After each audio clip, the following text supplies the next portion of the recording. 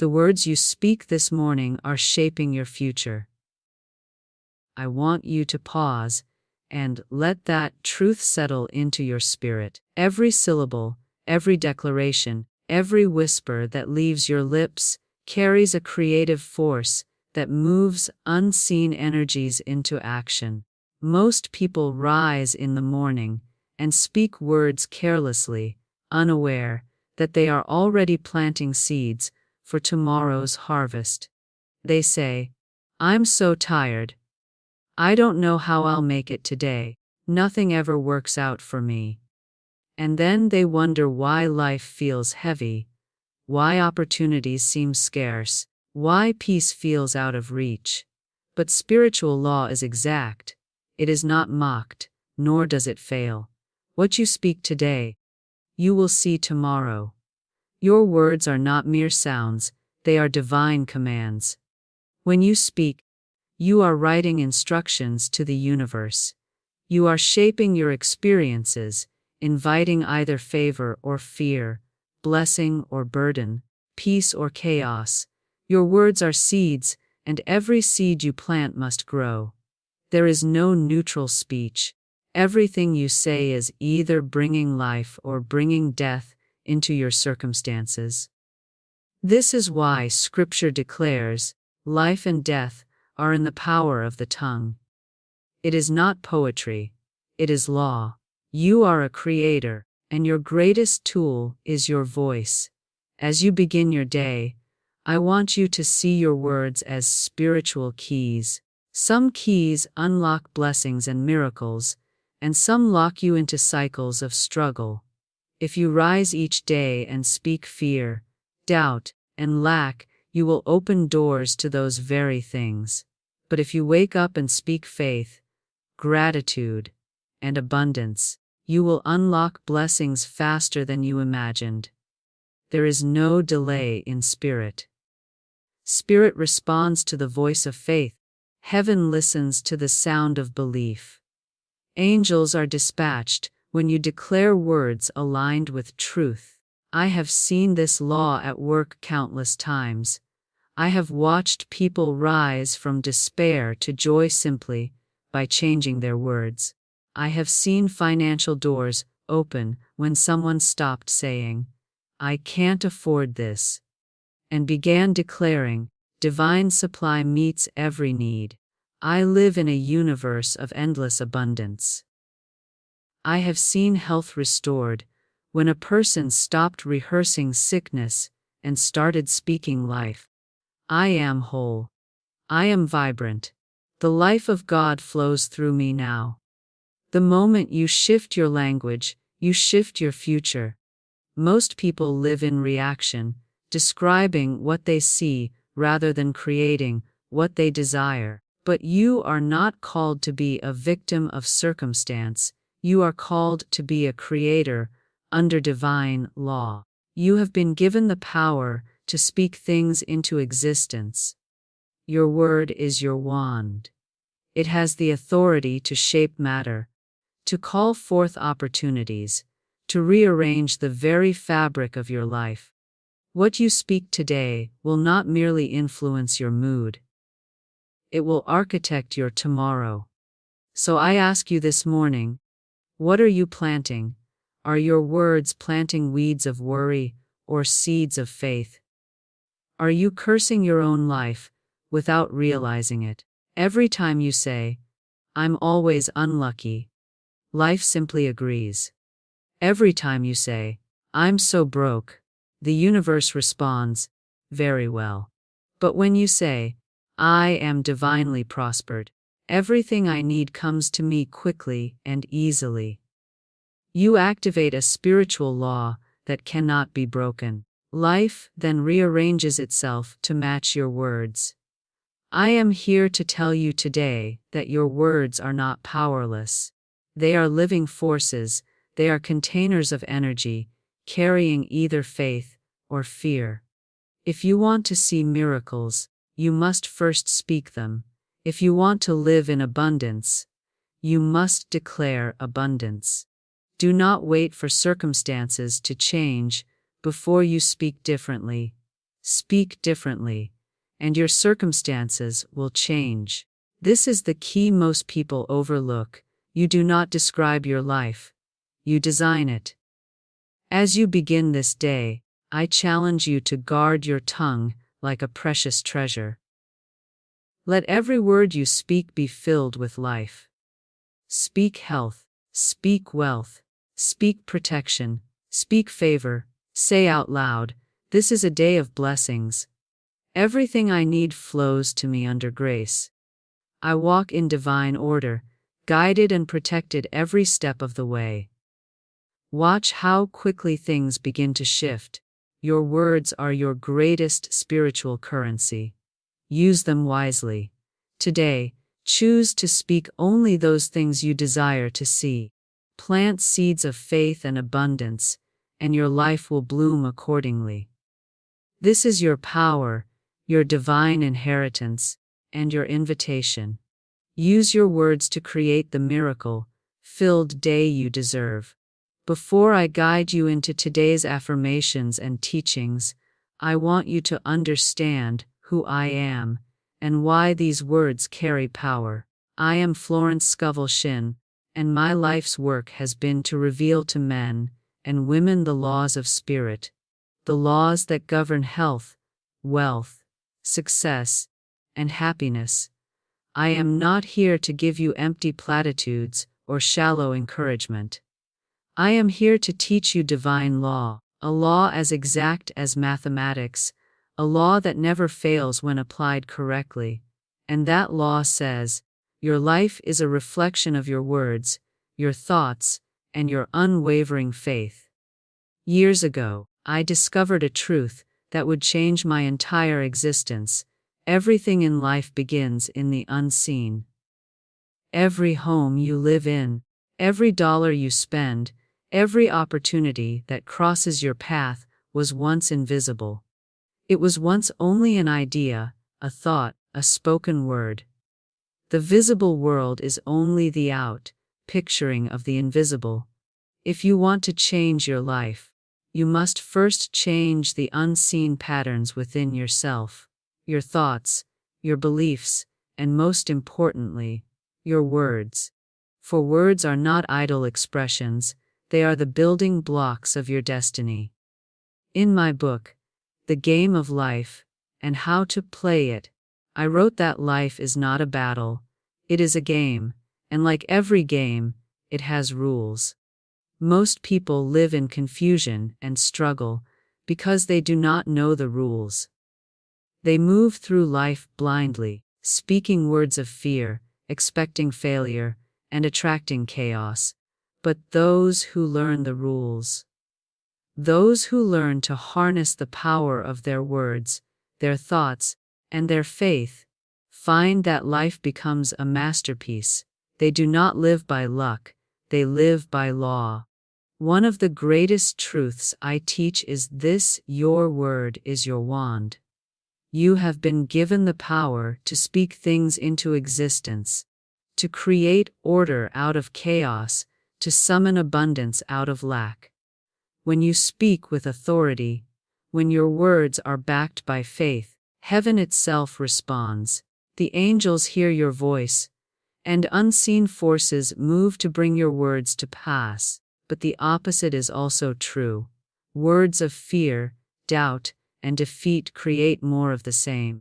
That is why I say, you are either blessing your life or cursing it every time you open your mouth. I am not here to teach superstition. I am here to teach science, spiritual science. The law of the spoken word is as real as the law of gravity. Gravity does not care if you believe in it, it will pull you down regardless. In the same way, spiritual law is working all the time, whether or not you are aware of it. If you speak failure, you will experience failure, not because God has abandoned you, but because you are declaring and creating your own reality. If you speak success, if you boldly declare abundance, if you affirm health and harmony, those very things must appear, because divine law is exact. When I first began teaching these principles, many came to me with skepticism. They would say, "Mrs. Shinn, you mean to tell me that words can change my life?" And I would answer, "Yes, words spoken with faith are invincible forces." Over the years, I have seen miracle after miracle unfold for those who dared to believe. I have seen men lifted from poverty into wealth because they stopped declaring lack and started affirming divine supply. I have seen women heal from incurable illnesses because they replaced words of fear with words of faith. I have seen marriages restored, debts erased, doors of opportunity open, all because people learned the secret power of the spoken word. My mission is simple: to awaken you to your God-given authority. You are not a victim of chance, fate, or circumstances. You are a creator, made in the image of a creator. And your most powerful tool of creation is your tongue. That is why this message is so important. The words you speak this morning will shape your tomorrow. They will determine the opportunities that come, the relationships that form, the peace you feel, and the prosperity you experience. When you truly grasp this truth, your life will change. You will stop wasting words on fear, gossip, and complaint. You will begin to speak with intention. You will learn to prophesy over your own life, declaring health, wealth, joy, and favor. And you will watch as divine law responds, quickly and powerfully. I invite you to journey with me today. Open your heart to these truths, not as mere motivation, but as spiritual science that has been tested and proven. If you will practice these teachings daily, your words will become wands of power, and your life will reflect the beauty and abundance that is already yours by divine right. Today is not just another day, it is a new beginning. And that beginning starts with your voice. So speak carefully, speak boldly, speak faithfully. The moment you choose to align your words with truth, your destiny begins to shift. This is why I am here. To remind you of your power, to point you back to God's law, and to show you that miracles are not rare accidents. They are the natural outcome of faith-filled words. Morning is the most powerful time of your day. When you wake, your mind is soft, open, and impressionable. It is like fresh soil, ready to receive seeds.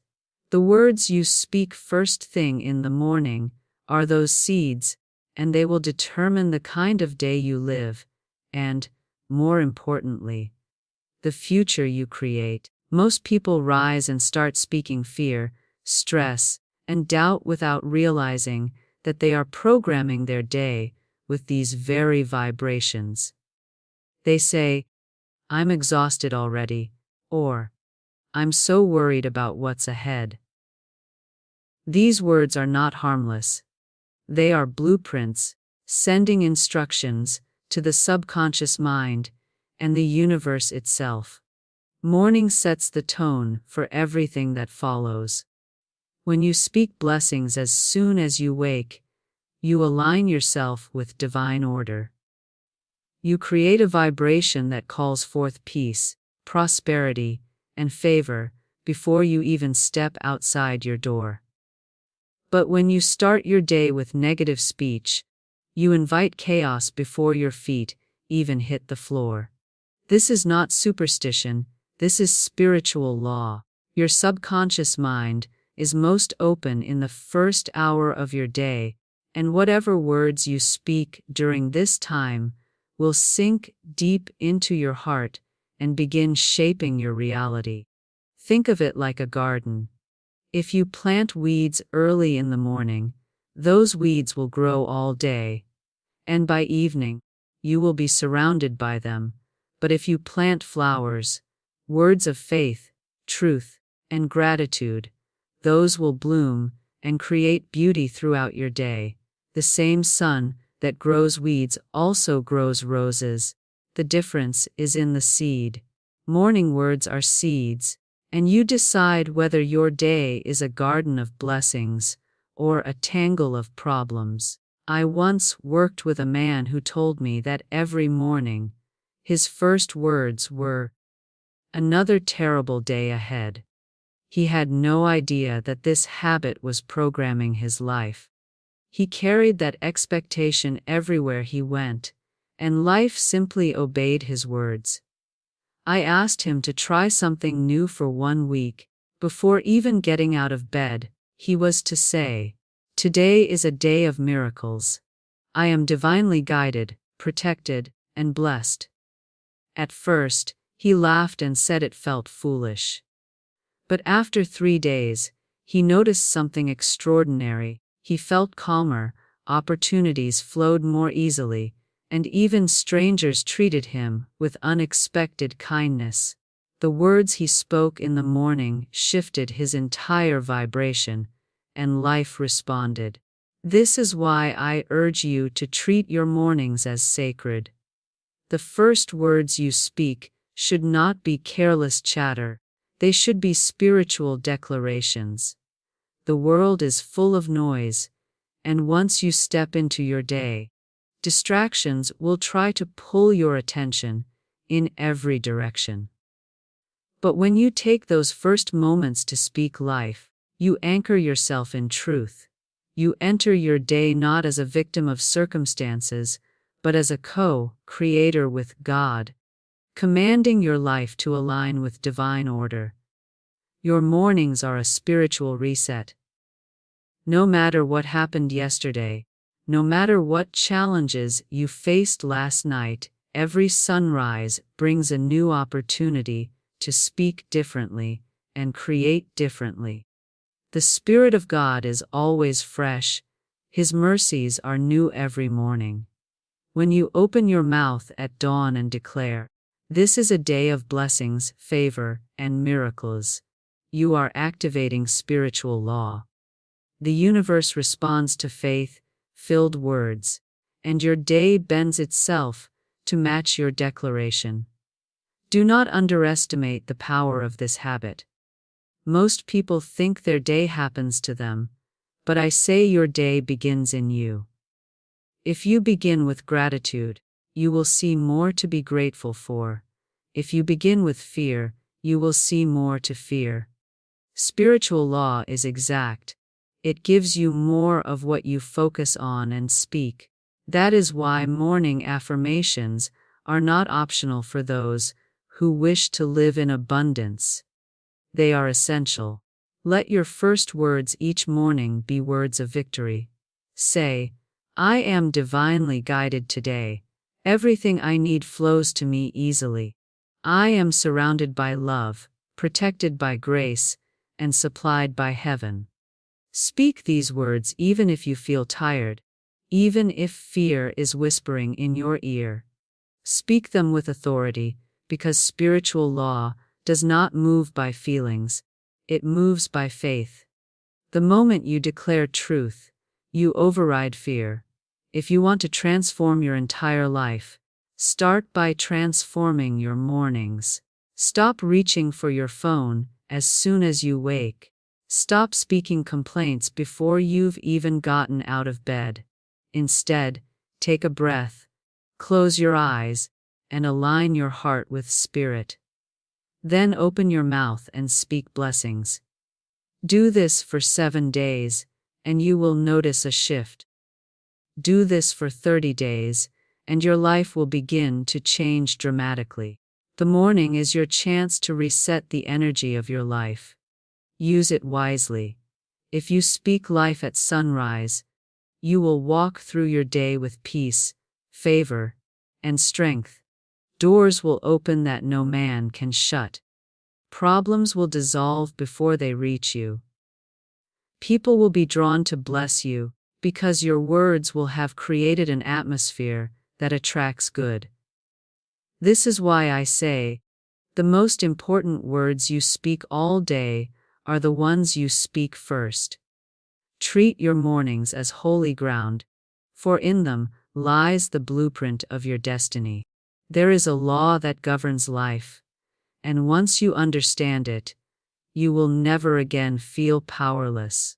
It is the law of manifestation, the spiritual truth that everything you see in your life began first in the unseen. Every success story, every home, every relationship, every miracle was once only a thought, a word, a belief spoken into being. The physical world is not the starting point of creation. It is the result. Manifestation is simply the process of bringing what already exists in spirit into form. Many people believe that life is random, that blessings are handed out sparingly, and that they have no control over their circumstances. But I am here to tell you this: you are not a victim of chance, you are a co-creator with God. The same power that formed the universe is available to you. The scriptures say, "In the beginning was the Word, and the Word was with God, and the Word was God." That means the very foundation of creation is the spoken word. When God spoke, "Let there be light," light appeared. And when you speak words backed by faith, you are using that same divine principle to shape your reality. Words are not empty sounds. They carry vibration, and vibration attracts. Your words are spiritual magnets pulling experiences toward you. When you declare, "I am healthy, strong, and whole," you are aligning your vibration with health, and your body begins to respond. When you say, "I am abundantly supplied," opportunities start to move in your direction. On the other hand, when you say, "I'm always broke," or "Nothing ever works out for me," you are planting seeds of lack and failure, and those seeds cannot help but grow. Your subconscious mind is the fertile soil in which your words are planted. It does not argue, it does not question, it simply accepts whatever you say repeatedly as truth. If you say, "I am unlucky," your subconscious will find ways to prove you right. If you say, "I am divinely guided and protected," your subconscious will open doors of guidance and safety. You are programming your life every time you open your mouth. The universe is simply echoing what you have already decreed. I once counseled a woman who was desperate for a new home. She had been searching for months with no success, and she came to me discouraged. I asked her, "What have you been saying about finding a home?" She sighed and said, "I keep saying, I'll never find anything I like." And I said to her, "There is your answer. You are prophesying lack with your own words." I gave her a new affirmation: "I am divinely led to the perfect home, and it comes to me with speed, under grace, and in perfect ways." She began speaking it daily, and within weeks, she found a home that was better than she imagined, at a price she could afford. That is not luck, that is law. Manifestation is not magic, it is alignment. When your words and thoughts align with truth, creation becomes effortless. But when your words contradict your desires, you create resistance. Many people pray for blessings while speaking defeat, and they wonder why nothing changes. They say, "I hope God will help me," yet immediately follow it with, "But I doubt it will ever happen." Your words cancel out your prayers. You cannot plant weeds and expect roses. You must plant what you want to grow, and you plant it through words. Let me make this simple for you. Manifestation begins in thought, is empowered by belief, and is brought into form by words. The law is always working, whether you realize it or not. You are already manifesting daily. your job, your relationships, your finances, your health are all mirrors of your inner speech. If you want to see something different, you must begin speaking differently. This is not positive thinking alone, it is spiritual science. It is understanding that God created you in His image, and He spoke the world into being. That means you have been given the gift of creation through speech. I encourage you to examine your words today. Do they match the life you desire? Or are they reinforcing the life you wish to leave behind? Begin replacing every word of fear with faith. Instead of saying, "I can't afford this," say, "God is my unlimited source. All that I need comes to me now." Instead of saying, "I'm so unlucky," declare, "I am divinely favored, and good follows me everywhere I go." This simple shift will begin to change your vibration, and as your vibration changes, so will your experiences. Manifestation is not about forcing outcomes. It is about aligning with the truth that your blessings already exist in spirit. The moment you speak as if it is already done, you call it into your reality. That is why I tell my students, never beg God for what is already yours by divine right. Speak it, claim it, declare it. Your faith-filled words are the bridge between the unseen and the seen. Today, understand that your mouth is a tool of creation. Every declaration is like a brush stroke, painting your life's canvas. Speak deliberately. Speak faithfully. Speak boldly. You are not waiting for miracles. Miracles are waiting for your voice. Now that you understand the power of your words and the law that governs them, it's time to speak life into your morning. These affirmations are not idle sentences, they are spiritual decrees. When spoken with faith and conviction, they unlock blessings, align you with divine order, and set the tone for your entire day. Before we begin, I want you to take a deep breath. Place your hand over your heart and feel the rhythm of life pulsing within you. This is proof that Spirit is alive in you, guiding and sustaining you even now. As you repeat these words, imagine them going forth like seeds, planted into rich, fertile soil, ready to grow and bear fruit. You are not merely reciting phrases, you are rewriting your destiny. Speak each line slowly, with authority, and allow yourself to feel the truth behind the words. I am divinely guided in every step I take today. Say this with confidence. Know that you are never alone. Invisible hands are directing your path, and every decision you make is led by Spirit. Guidance is not something you have to search for. It flows through you naturally when you align with divine order. I am abundantly supplied. All that I need comes to me quickly and easily under grace. Picture doors opening for you. See opportunities flowing your way. Believe that your provision has already been arranged.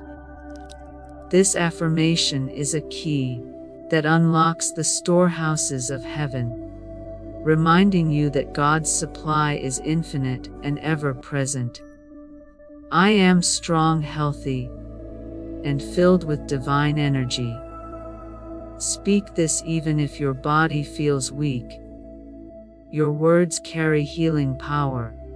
You are declaring life over every cell, every organ, every system of your body.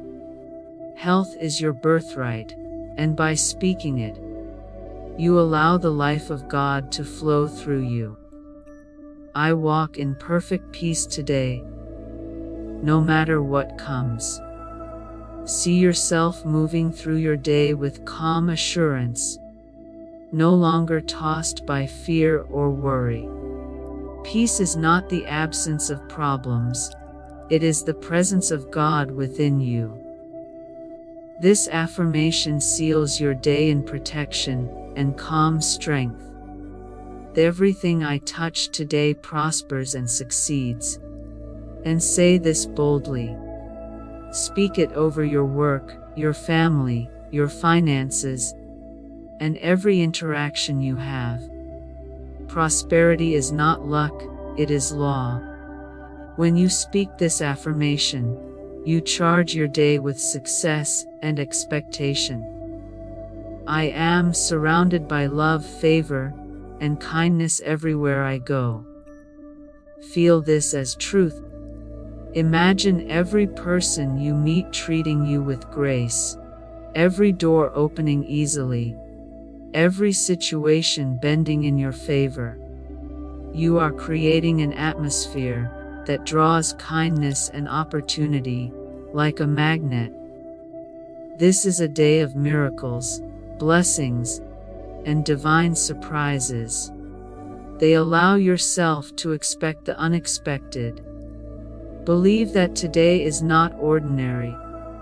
It is filled with moments of grace designed specifically for you.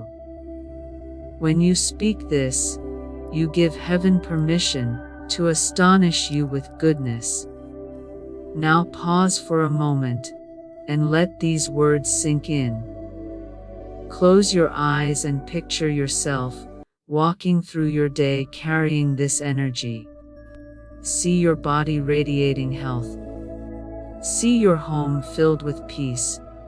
See opportunities coming to you with ease.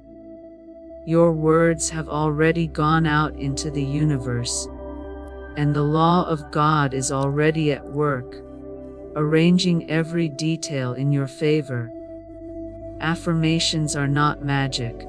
They are truth spoken with authority. They align your heart, mind, and spirit with God's perfect plan. When you repeat them daily, they reprogram your subconscious mind and create a vibration that attracts blessings. Think of them as spiritual armor. They protect you from negativity and keep your focus on what is real: the abundance, peace, and love that already exist in spirit. Many people wake up and allow fear to set the tone for their day. They immediately check their phones, read the news, and speak words of worry. But you are choosing a higher path. By starting your day with faith-filled declarations, you are rising above the noise of the world and anchoring yourself in truth. The more you speak these affirmations, the more natural they will feel. At first, your circumstances may not match your words, but keep speaking. Faith does not look at appearances. Faith speaks the end result into being. You are training your mind and your environment to align with spirit. In time, your life will reflect what you say with conviction. Repeat these affirmations every morning for at least 7 days, and watch for small shifts. Then extend this practice to 30 days, and you will see your life begin to transform. Opportunities will come. Unexpected blessings will appear. Relationships will heal. You will walk in a peace and confidence that nothing can shake. This is not a hope, it is a law. Remember, every morning is a new opportunity to write your day before it unfolds. By speaking these affirmations with boldness, you are stepping into the role of creator. You are shaping your reality with the power of your tongue. Let these words become a habit so deeply rooted in you that they are the first sounds your lips make each day. Your mornings are holy ground, and your words are the keys that unlock miracles. Begin each day with these truths, and your life will become a living testimony of God's perfect order. Now that you have spoken words of truth, let us seal them with vision. For words are seeds, but visualization is the sunlight that warms them and gives them life. The scriptures say, "As a man thinketh in his heart, so is he." This means that what you hold in your imagination, what you see with your inner eye, is just as important as what you speak. Vision is faith in picture form. When you see your blessings as already yours, you send a powerful signal to the universe. This is mine now. And the law of God responds. Find a comfortable position. If you are sitting, let your shoulders relax, and place your hands gently in your lap. If you are standing, stand tall but soft, as if the weight of worry has just melted off you. Close your eyes and take a slow, deep breath. Inhale peace, exhale tension. Breathe again, filling your lungs completely, and release every burden, every thought of yesterday, every fear about tomorrow. Feel yourself becoming still, grounded, and open to the divine presence that surrounds you now. Now imagine a soft, golden light filling the space around you. See it entering the room like the morning sun, bathing every corner in warmth. This light represents the presence of spirit, the divine mind that holds the blueprint for your perfect life. See this light wrapping around you like a cloak of safety, love, and power. Let it settle over you, calming your mind and reassuring your heart. This is the energy of God's perfect order, and it is here, in this very moment. Picture yourself standing at the door of a beautiful garden. This is the garden of your life, and everything you see within it reflects what you have planted with your words and beliefs. For some, this garden may feel overgrown with weeds of worry or disappointment. But today, you are here to transform it. In your mind's eye, see yourself carrying a basket filled with seeds, seeds of faith, abundance, love, and joy. Walk into the garden now. See yourself kneeling down and planting these seeds carefully, one by one, speaking over each one as you do. When you plant the seed of abundance, say, "I am abundantly supplied." As you plant the seed of health, say, "I am whole and strong." As you plant the seed of peace, say, "I walk in divine calm." With each word, see a golden glow radiate from your hands, sinking deep into the soil of your subconscious mind. Now imagine these seeds sprouting instantly. Watch as beautiful green shoots push through the ground. See flowers of prosperity bloom around you. See towering trees of strength and confidence rising higher and higher. Your entire garden is bursting into life. The weeds are gone, replaced with vibrant beauty and abundance. You are standing in a world that reflects your faith-filled words. Take a moment to see yourself living the life you desire.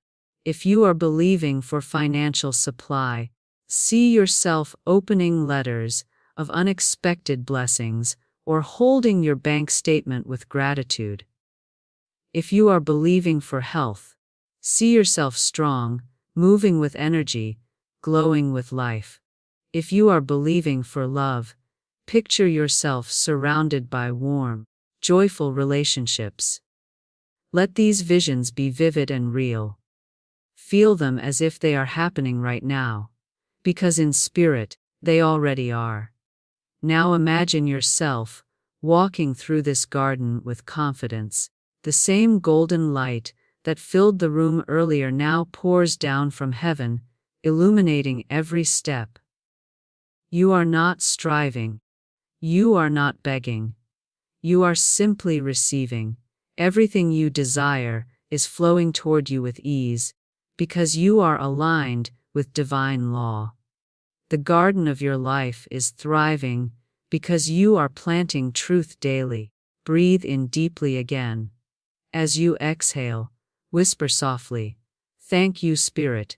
Gratitude is the water that nourishes these seeds. It tells the universe that you are ready, that you are expecting, that you trust God's perfect timing. Let gratitude fill your entire being. See the joy on your own face as you realize this life you're imagining is not a fantasy. It is your reality in the making. Stay in this visualization for a moment longer. Feel peace wash over you. Feel your faith growing stronger. This picture you are holding in your mind is your blueprint, and every word you speak will give it more and more substance until it manifests in the physical world. When you are ready, take a slow, deep breath and open your eyes gently. As you return to your surroundings, remember that the light you felt, the beauty you saw, and the confidence you carried in that vision is with you right now. It is not bound to your imagination, it is spirit whispering, "This is yours." Visualization is not wishful thinking, it is training your inner world to align with truth. When your inner world is strong, the outer world has no choice but to reflect it. This is why I tell my students, see it, feel it, speak it, and it must come to pass. Use this visualization every morning after your affirmations. See your life as you want it, not as it is, and your faith will become unstoppable. Let me share a story with you, a story that demonstrates, beyond all doubt, the power of words, faith, and visualization. Many years ago, a woman came to me in utter despair. Her eyes were tired from crying, and her voice trembled with hopelessness as she said, "Mrs. Shinn, I feel like I'm cursed. I've tried everything, and nothing works. I can't find steady work, I'm drowning in debt, and I feel as if life is against me." I looked at her and said gently but firmly, "My dear, life is not against you, but your words are. You are speaking curses over your own life every day without realizing it. You are declaring defeat with every breath." She looked at me with confusion, so I explained, "You see, every time you say, 'I'm cursed,' 'I'm broke,' or 'I'm unlucky,' you are planting those seeds in your subconscious mind. The law of your life is responding to you faithfully. It is not punishing you. It is simply giving you what you declare." She buried her face in her hands and whispered, "So, what do I do?" I smiled and said, "We are going to rewrite your life with new words. We are going to speak a new prophecy over you." I gave her a simple affirmation. "I am divinely led to my perfect work. All that is mine by divine right now comes to me quickly, easily, and under grace." I told her to repeat it daily, morning, noon, and night. I also taught her to visualize herself walking confidently into her perfect job, smiling with gratitude, and feeling the security of being abundantly supplied. At first, she struggled.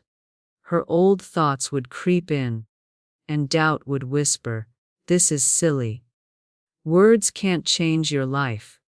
But she kept going. She wrote the affirmation on slips of paper and placed them by her bed, on her mirror, and in her purse. She would say it out loud every morning and every evening. She stopped speaking fear and replaced every negative word with truth. Within a week, something remarkable happened. She received a phone call from a friend she hadn't spoken to in years. offering her temporary work. She accepted it, and instead of saying, "Well, it's just temporary," she declared, "This is my first step into abundance."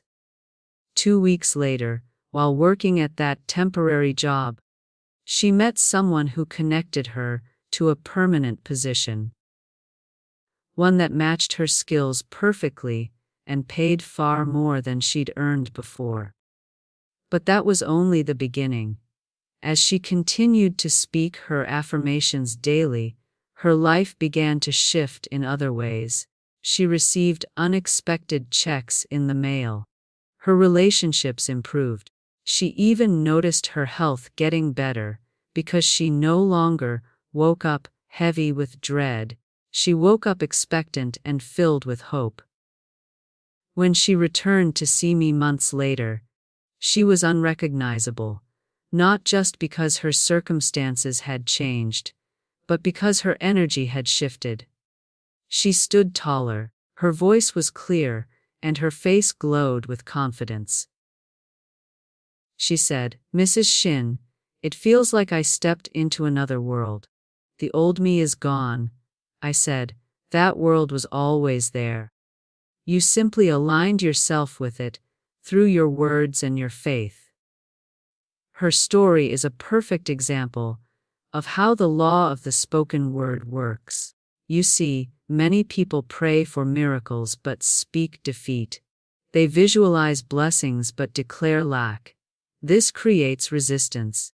But when your words, your faith, and your vision are in harmony, the universe has no choice but to respond. The law of God is exact. It does not pick and choose favorites, it responds to belief. This woman didn't change her life because she worked harder or begged louder. She changed her life because she believed differently, spoke differently, and saw differently. Her words were no longer careless, they were creative. She declared a new reality, and the law fulfilled it. This story is not rare, it is a mirror of what can happen for you. If you are facing impossible odds right now, understand this: your circumstances are not permanent. You are one decision away from a complete turnaround.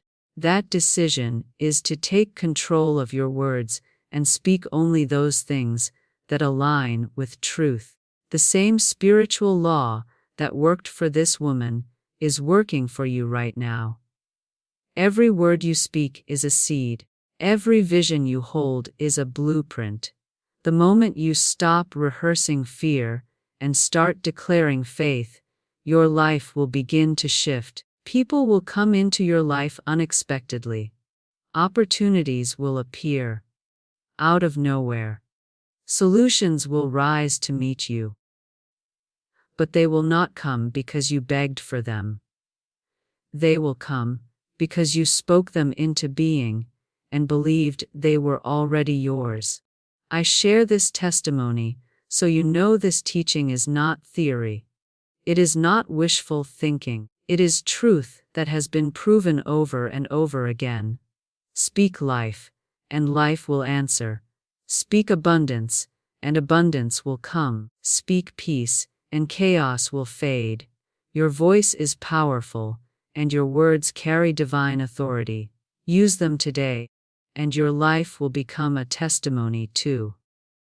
Now that you understand the power of your words and the law of manifestation, it is time to create a spiritual routine, a practice so consistent and intentional that speaking life becomes your natural way of living. Transformation does not happen by chance, it happens by design.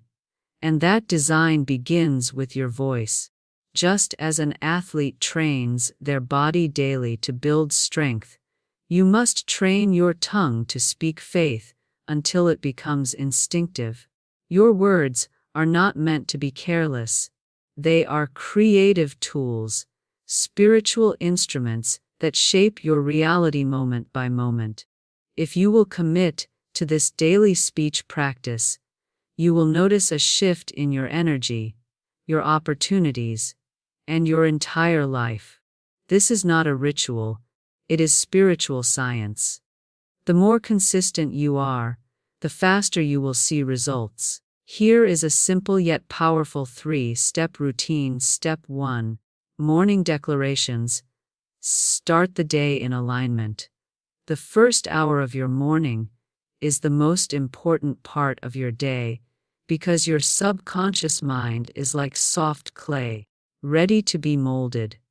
The words you speak in those moments will echo through every encounter and decision you face. Instead of rushing to your phone or speaking words of worry, rise in stillness and gratitude. Place your hand over your heart and declare, "Thank you, Spirit, for this new day. I walk in divine order, guided and supplied. I am surrounded by love, favor, and protection. This is a day of miracles, blessings, and joy." Say these words aloud with authority. Speak them slowly and deliberately, allowing your voice to set the vibration for your day. You are commanding your environment before you step into it. If possible, speak your affirmations while looking in a mirror. See yourself as the confident, radiant person you are becoming. This practice creates not only spiritual alignment, but also confidence and peace that carries through the entire day. Step 2. Daytime vigilance. Guarding your Tongyu. Throughout the day, you must become a watchman over your own words. Most people sabotage their progress by speaking fear and negativity without realizing it. They complain about their finances, their job, their family, and then wonder why nothing changes. Spiritual law cannot bless words of defeat. Carry a small affirmation card in your pocket or keep a note on your phone with powerful declarations such as, "Everything I need comes to me at the perfect time. I radiate success and attract opportunities. My words carry power. I speak only truth and blessings." Whenever you feel fear rising or negativity trying to slip out of your mouth, pause and correct yourself immediately. Replace every complaint with gratitude, every doubt with a declaration of faith. This may feel awkward at first, but soon it will become natural. You are retraining your mind and rewiring your energy to align with truth. Remember, your words are like a steering wheel. They turn your life in the direction you speak. Step 3. Evening reset. Speaking peace before rest. Before you sleep, cleanse your heart and mind with words of peace. The last thoughts you hold before bed will continue to work in your subconscious while you sleep, shaping your tomorrow. Instead of replaying fears or frustrations, close your day with gratitude and faith-filled declarations. Say, "I release every worry and trust Spirit to handle every detail of my life. I rest in peace, knowing I am safe, loved, and cared for. I am grateful for today, and I look forward to even greater blessings tomorrow." This practice resets your spirit, allowing you to sleep deeply and wake up renewed. Your subconscious will take those words of faith and prepare the way for miracles to manifest while you rest. This daily speech practice works because it keeps you in constant alignment with divine law. Most people speak truth only when they feel positive. This routine trains you to speak faith regardless of circumstances. When your words are consistent, your vibration is consistent, and the universe responds accordingly. Within a few weeks, you will begin to notice small changes, people treating you differently, unexpected opportunities appearing, a sense of peace replacing anxiety. Within months, your entire life will feel transformed. This is not because your situation magically shifted overnight, it is because your words rewrote your reality from the inside out. Remember, your tongue is a creative tool. It is the pen that writes your destiny. When you speak truth daily, you are no longer reacting to life, you are creating it. Commit to this routine for 30 days. Morning declarations, daytime vigilance, and evening resets. Every single day. Write your favorite affirmations where you can see them, record yourself speaking them, and listen to your own voice declaring truth. Refuse to allow fear, gossip, or negativity to pass through your lips. Do this, and watch your life shift. Not because you are striving, but because you are aligning with a law that has been working since the beginning of time. As Scripture says, "In the beginning was the Word." And today, the Word is still the beginning of everything in your life. Your tomorrow is not waiting for luck, it is waiting for your words. Your future is not hidden in chance, it is hidden in your faith.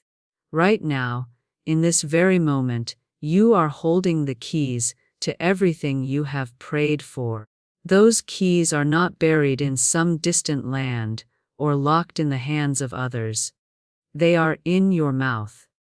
Every time you speak, you are unlocking blessings or shutting them out. Every time you declare truth, you are planting seeds that will grow into your reality. I want you to pause and ask yourself, what kind of world are you creating with your words? Are you speaking defeat, frustration, and limitation? Are you declaring things like, "I can't catch a break," or "I'm always struggling," and then living out those very statements? Or are you speaking life, faith, and abundance? The universe is always listening, and so is your own soul. You are constantly programming yourself with every sentence that leaves your lips. Understand this: your words are not just sounds, they are spiritual law. Just as gravity pulls you down whether you believe in it or not, your words shape your reality whether you are aware of it or not. This is why I urge you to speak deliberately. Stop using words casually, because nothing about your voice is casual. It is creative. When you speak, you are sending a command to your subconscious mind, and your mind then shapes your life to match your words. Speak fear, and fear multiplies. Speak faith, and faith becomes substance. I have seen lives transformed in days when people finally understood this truth. I've seen men and women walk into their miracles simply by speaking them into existence with conviction. One woman I taught went from despair to abundance because she dared to replace every word of defeat with a declaration of truth. Every morning she said, "I am divinely led. Everything I need comes to me quickly and easily under grace." In weeks, her entire life rearranged itself to match her faith. That is the law at work. It is not reserved for a chosen few, it works for anyone who dares to use it. So, here is my challenge to you. For the next 7 days, speak only words of life. Catch yourself when you complain. Stop rehearsing pain. Refuse to talk about what you don't want. Instead, begin every morning with gratitude. Declare, "This is a day of blessings, and I expect miracles." Throughout the day, affirm, "I am guided, protected, and supplied." At night, release every burden by saying, "Spirit is handling every detail of my life. I rest in perfect peace." If you will do this for 7 days, you will notice a shift. Do it for 30 days, and your life will be unrecognizable. Your voice carries energy that shapes your environment. When you speak words of peace, You create an atmosphere of peace around you. When you speak words of abundance, you magnetize abundance. You are not at the mercy of your circumstances, you are the architect of them. If you want a different tomorrow, you must begin to speak differently today. Say these words with me now. I choose to speak life. I choose to speak faith. I choose to speak truth. My words are powerful, and I use them to create blessings in every area of my life. Feel the strength of those words. Let them sink deep into your soul. This is not positive thinking, this is spiritual law. Your faith-filled declarations are creating an energetic blueprint, and life will always rise to match that blueprint. No matter what you are facing right now, you have the power to change it with your words. If you are in debt, speak abundance. If you are lonely, speak love. If you are sick, speak health.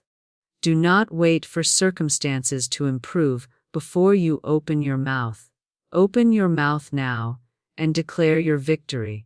Speak boldly because your authority was given to you by the Creator Himself. You are a child of God, and your words carry divine weight.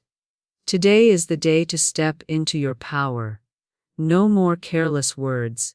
No more speaking fear and expecting faith to work. From this moment forward, choose every word with intention. Bless your life with every breath you take. Bless your family, your finances, your health, your relationships, and your dreams. Declare good over everything that concerns you. The world will bend to match the vibration of your voice, because that is how God designed it. Let your life become a testimony. Let others look at you and see the power of spoken faith in action. Let your story prove that miracles are not random. They are the natural result of someone who dares to speak life every day. You are that person now.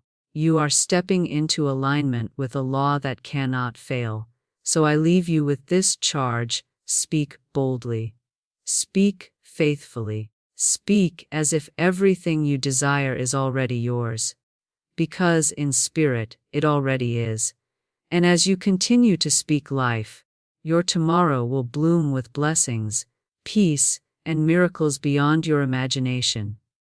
Your words are your wand. Use them wisely, and you will create a life that reflects the glory and abundance of God Himself. Start today, start this very moment, and watch your entire world transform. Let us begin by recognizing the infinite abundance that already surrounds us, even before we see it with our physical eyes. October opens its golden gates, a month where harvest is not just of fields and fruits, but of the unseen seeds planted in thought, in word, and in the quiet expectancy of the heart. The atmosphere shifts, and the universe whispers large sums between our coming. This is not a promise of struggle. It is not a message of toil. It is the natural outpouring of divine substance, moving into form, manifesting itself in ways both expected and miraculous.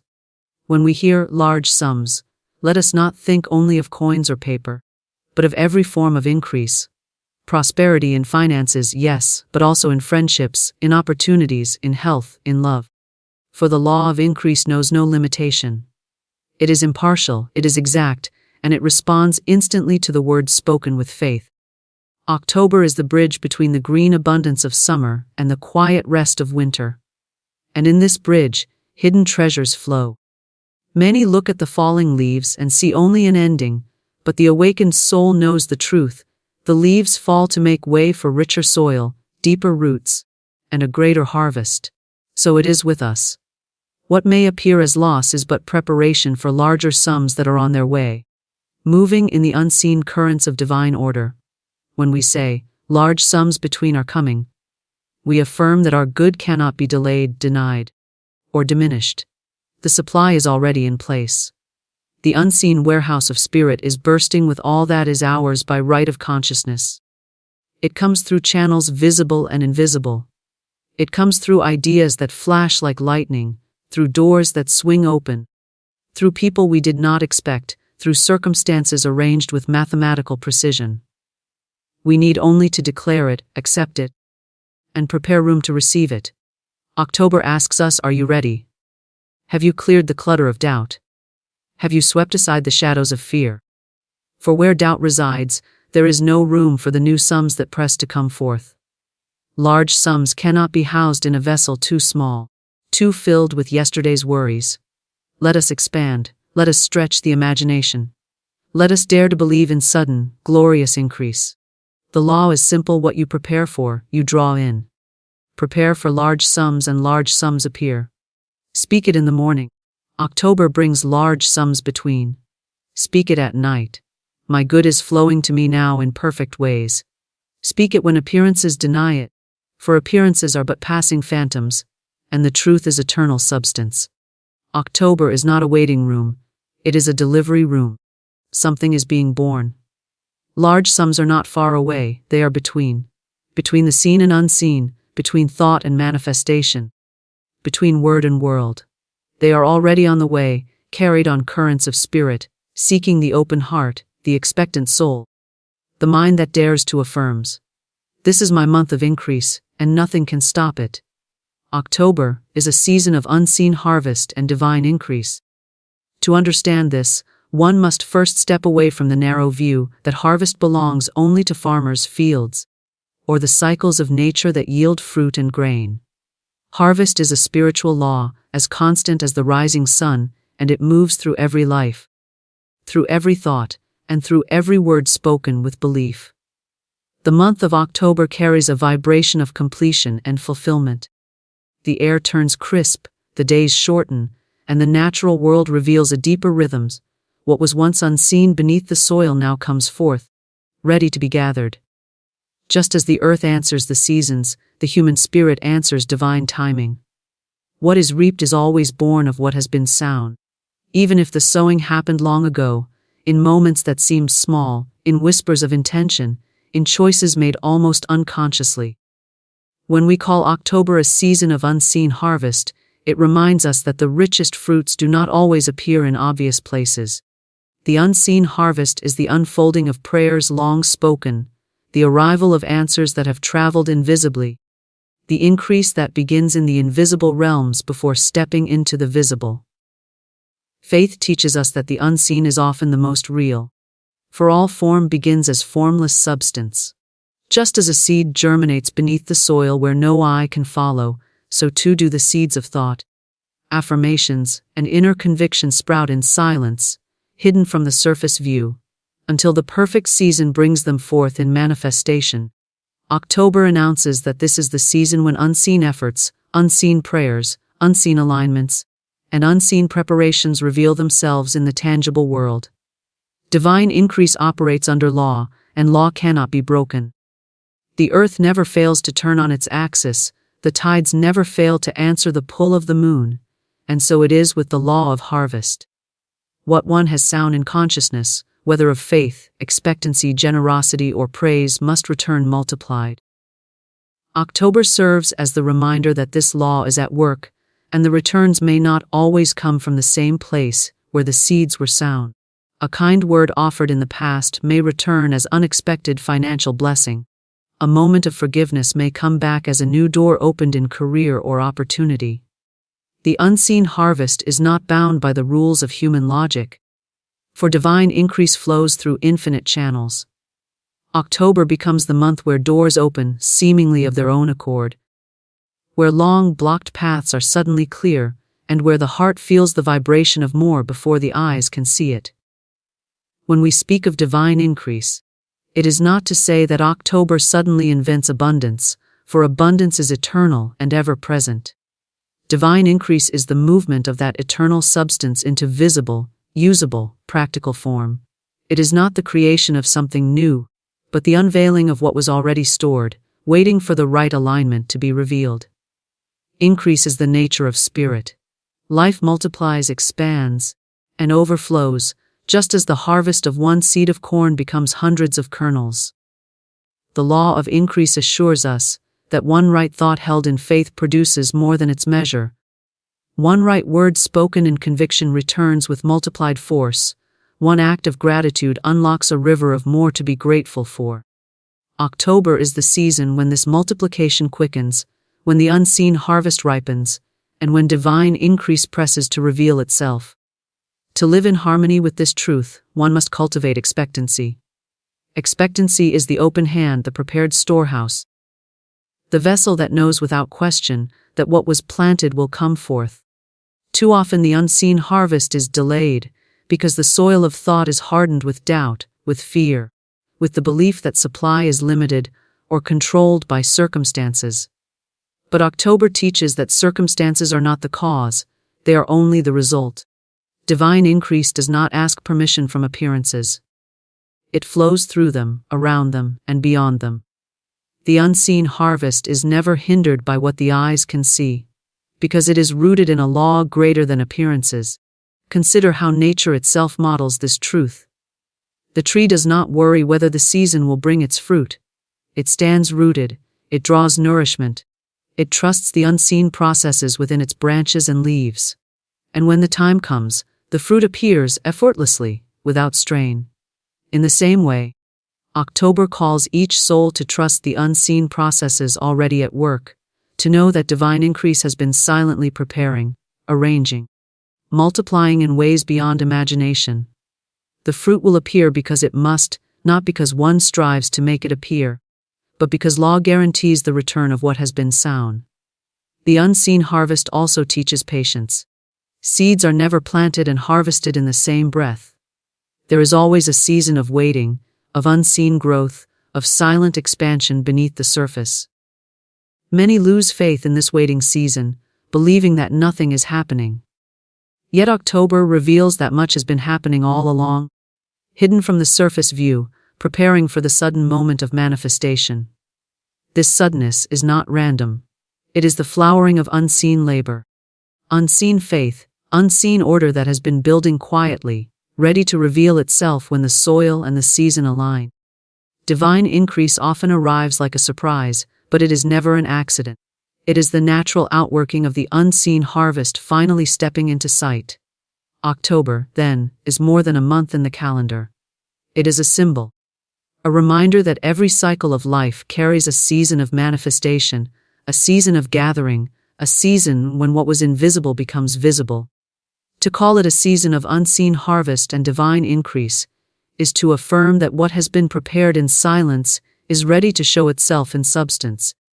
It is to recognize that abundance is not approaching from the outside, but is emerging from the inside, flowering into form, flowing through the channels of life as surely as the rivers flow to the sea. Divine increase is the natural birthright of every soul, and October whispers the eternal truth: what you have planted, believed, and affirmed in faith cannot remain unseen forever. It must come forth. For this is the season where the unseen harvest reveals its abundance and divine increase becomes visible in ways that exceed all expectation. Large sums signify abundance in every form, not only money. When one hears the phrase, large sums, the natural tendency of the human mind is to imagine stacks of coins, notes, or material wealth placed in the hands. Yet to limit the meaning of large sums to money alone is to misunderstand the vastness of abundance and the infinite ways in which it reveals itself.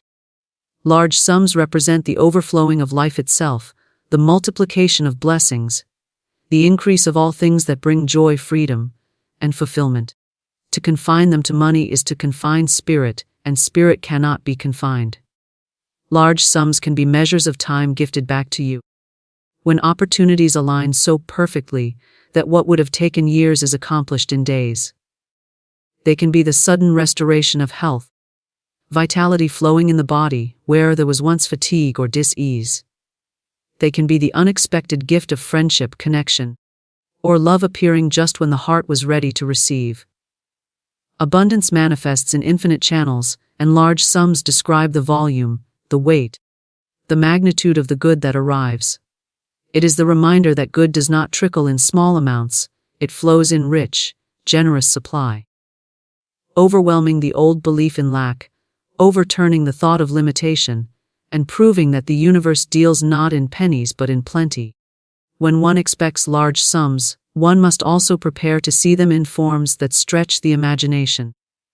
The soul that prays for money may receive instead a door opening into a career that brings more than wealth. It brings joy, purpose, and fulfillment. The one who longs for financial supply may suddenly be released from debts, contracts, or obligations, finding freedom rather than mere accumulation. These two are large sums, for freedom is abundance, joy is abundance, and peace is abundance. The essence of large sums is not the number written on a check, but the overflowing presence of divine good that satisfies every need and enlarges every horizon.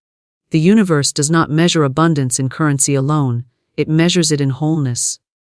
One can be rich in money yet poor in peace, and such a state is not abundance. But when large sums come as wholeness, they cover every area of life, leaving no corner of existence untouched. They bring balance where imbalance once ruled, harmony where conflict once lingered, beauty where barrenness once stood. The abundance of spirit is complete, and large sums are the expression of this completeness.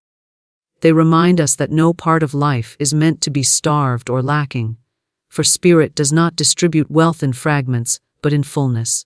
To recognize large sums in every form, one must cultivate the vision to see beyond appearances. A new opportunity may seem small at first, but hidden within it is a large sum of growth, experience, and expansion. A simple introduction to another person may unfold into a network of support, friendship, and partnership that changes the course of a lifetime. The large sum is often concealed within the ordinary, waiting for the eye of faith to call it what it truly is.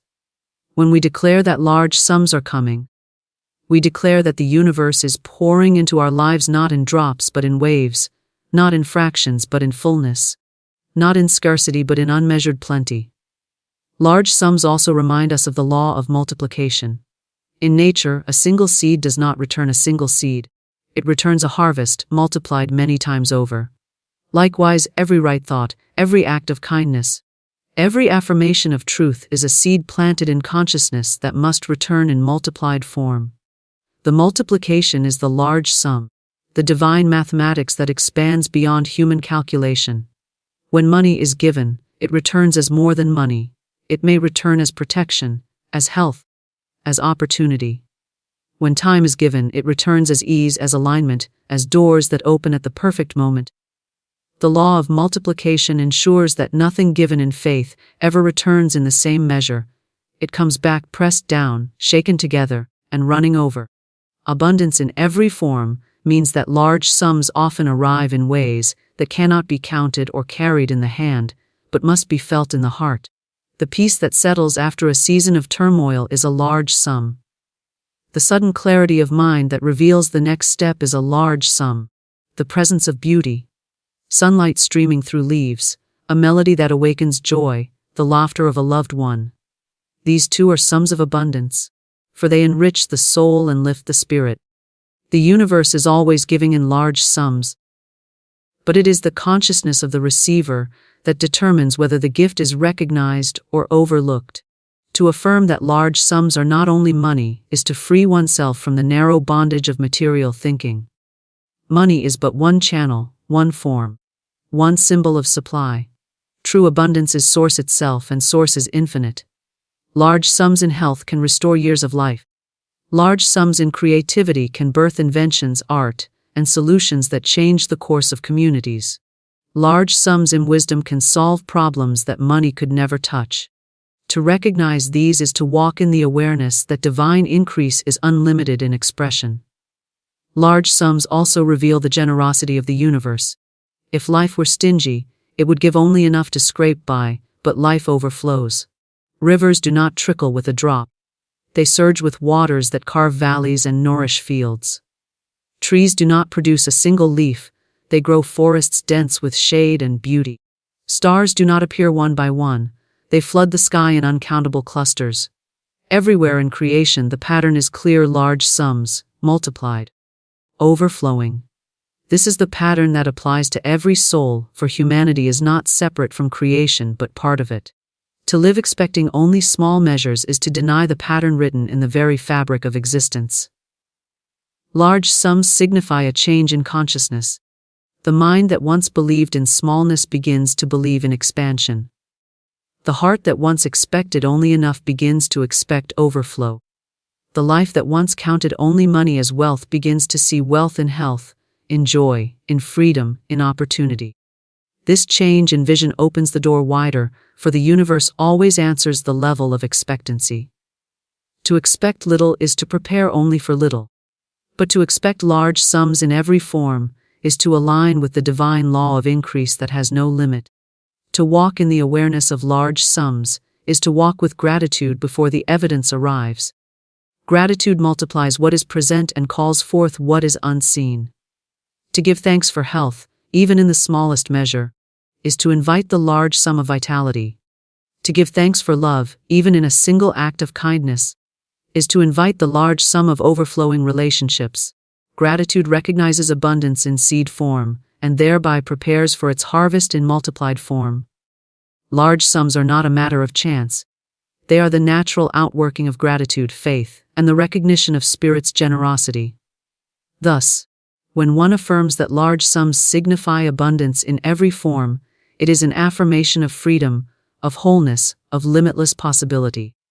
It is a declaration that life does not deal in fragments but in fullness, not in scarcity but in supply, not in confinement but in expansion. Large sums are the natural language of spirit, and they express themselves in health, in peace, in joy, in love, in opportunity, in creativity, and yes, in financial provision, but never in money alone.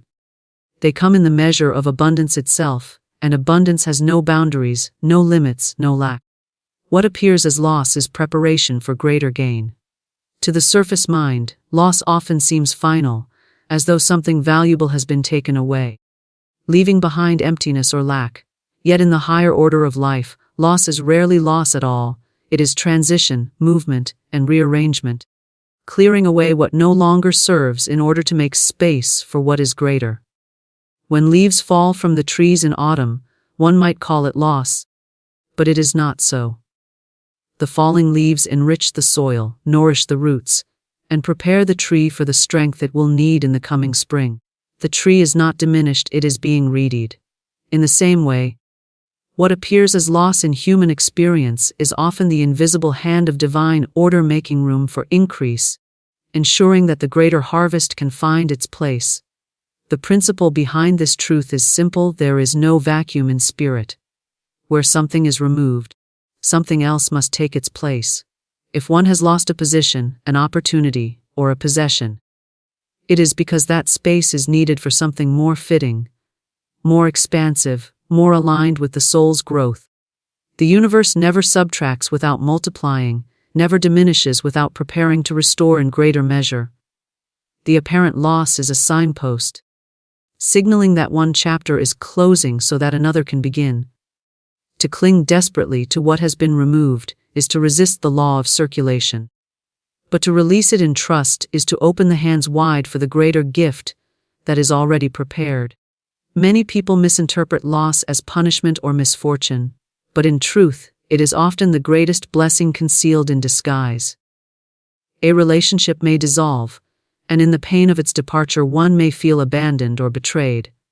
Yet that very ending creates space for a deeper love, a truer partnership, or the freedom needed for self-discovery. A career may collapse, a job may be taken away. And though the immediate reaction is fear of scarcity, the space opened becomes the soil for new opportunities, new paths, and creative ventures that would never have emerged without the loss of the old. In every case, what appears as loss is but the pruning of the vine, ensuring that the fruit to come will be richer, sweeter, and more abundant. The idea of preparation is vital, for preparation is the unseen foundation of manifestation. If one desires to receive large sums, greater blessings, or new opportunities, there must be room for them to land. A cup already filled cannot receive more until it is emptied.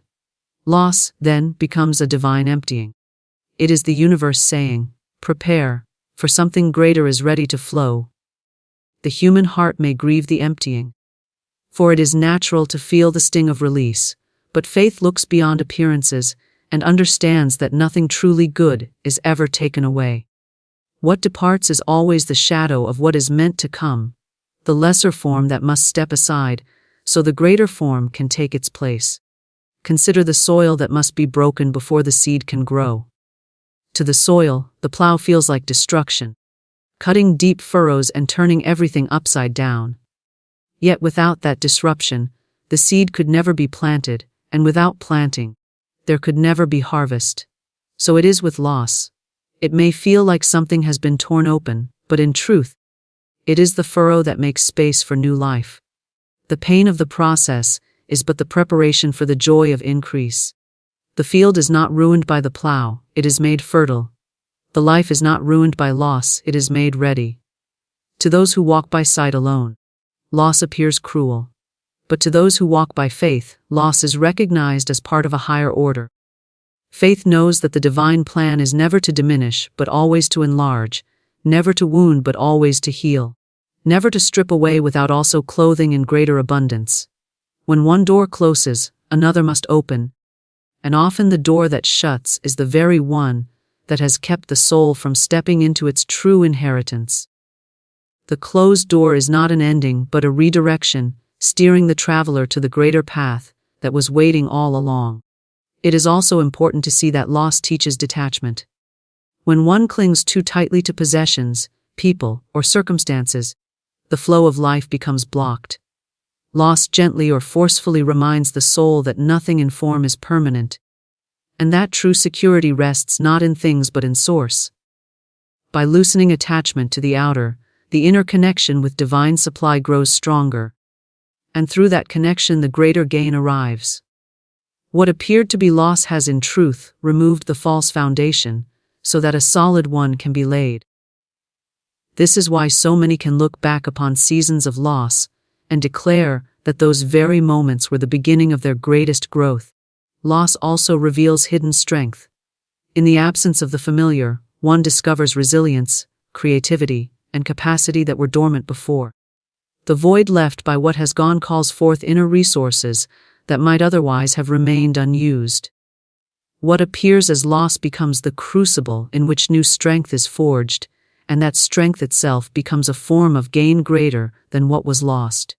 To lose comfort is to gain courage, to lose certainty is to gain faith, to lose dependence is to gain freedom. The gain is greater because it touches the soul and not merely the surface. In the cycles of nature, loss is always temporary, always purposeful. The caterpillar dissolves into nothingness within its cocoon, a total loss of form, and yet out of that loss comes the butterfly, radiant and free. The seed loses its shape, bursts open, and disappears into the soil, yet out of that breaking comes the tree. In the same way, human life mirrors these cycles. Loss may feel like dissolution, like something has ended beyond repair. But within the process is hidden the transformation, the emergence of something more beautiful, more expansive, more aligned with the soul's purpose. To understand that what appears as loss is preparation for greater gain is to walk in peace even amid endings. It is to trust that the universe is always working toward increase, always moving toward expansion, always preparing something richer than what was before. It is to see endings not as death but as transitions, not as destruction but as rearrangement, not as punishment but as the careful clearing of ground.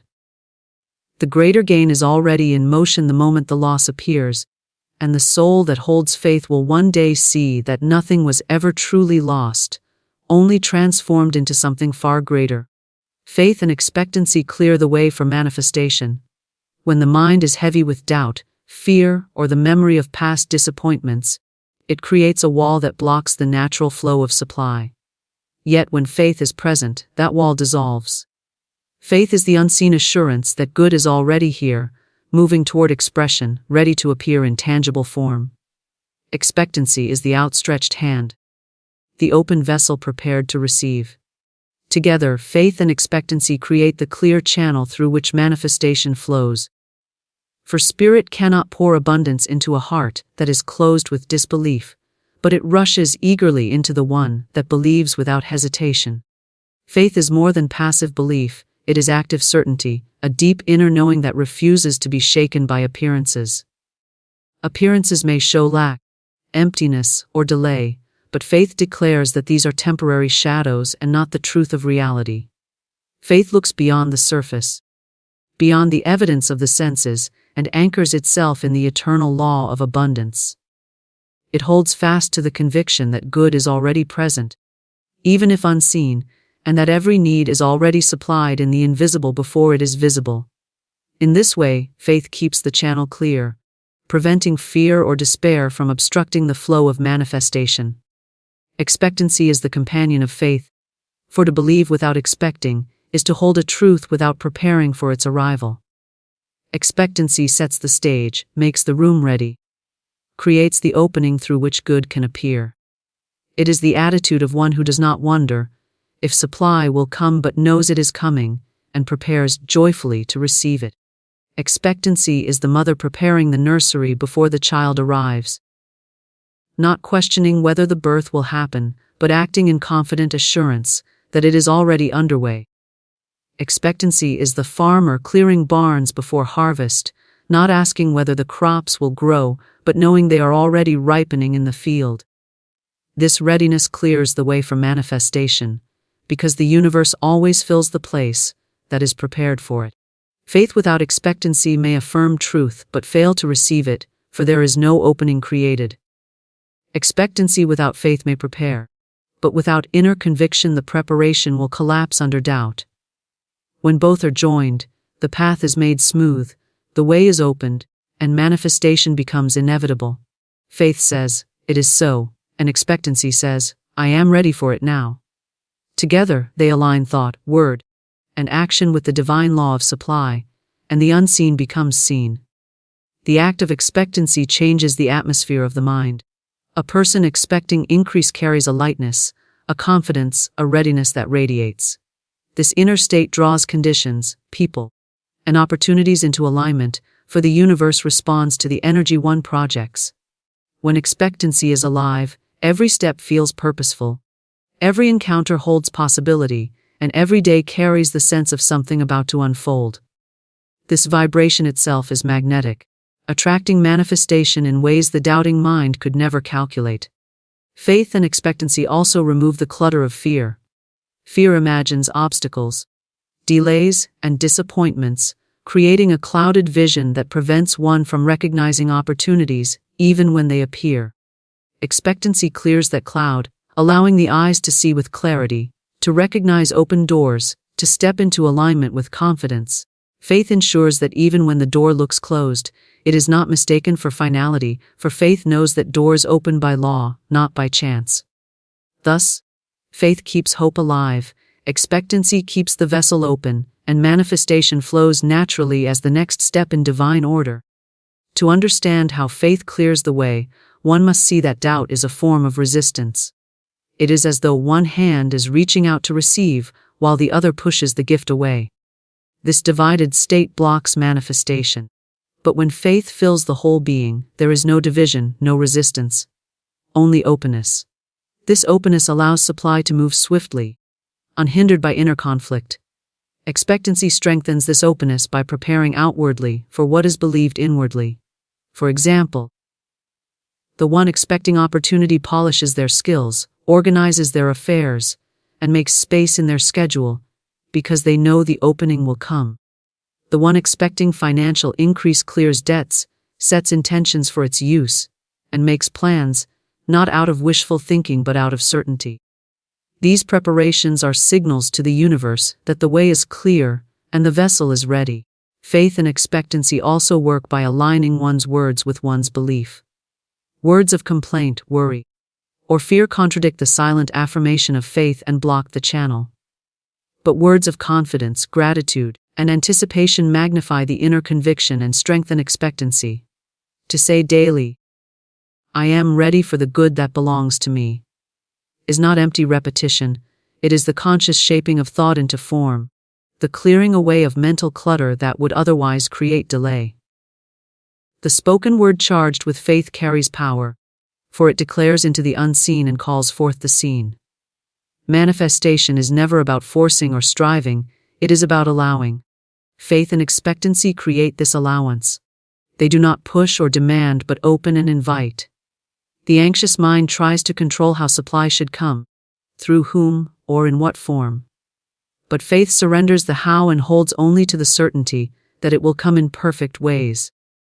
Expectancy does not dictate the channel, it simply keeps the vessel open for any channel to pour through.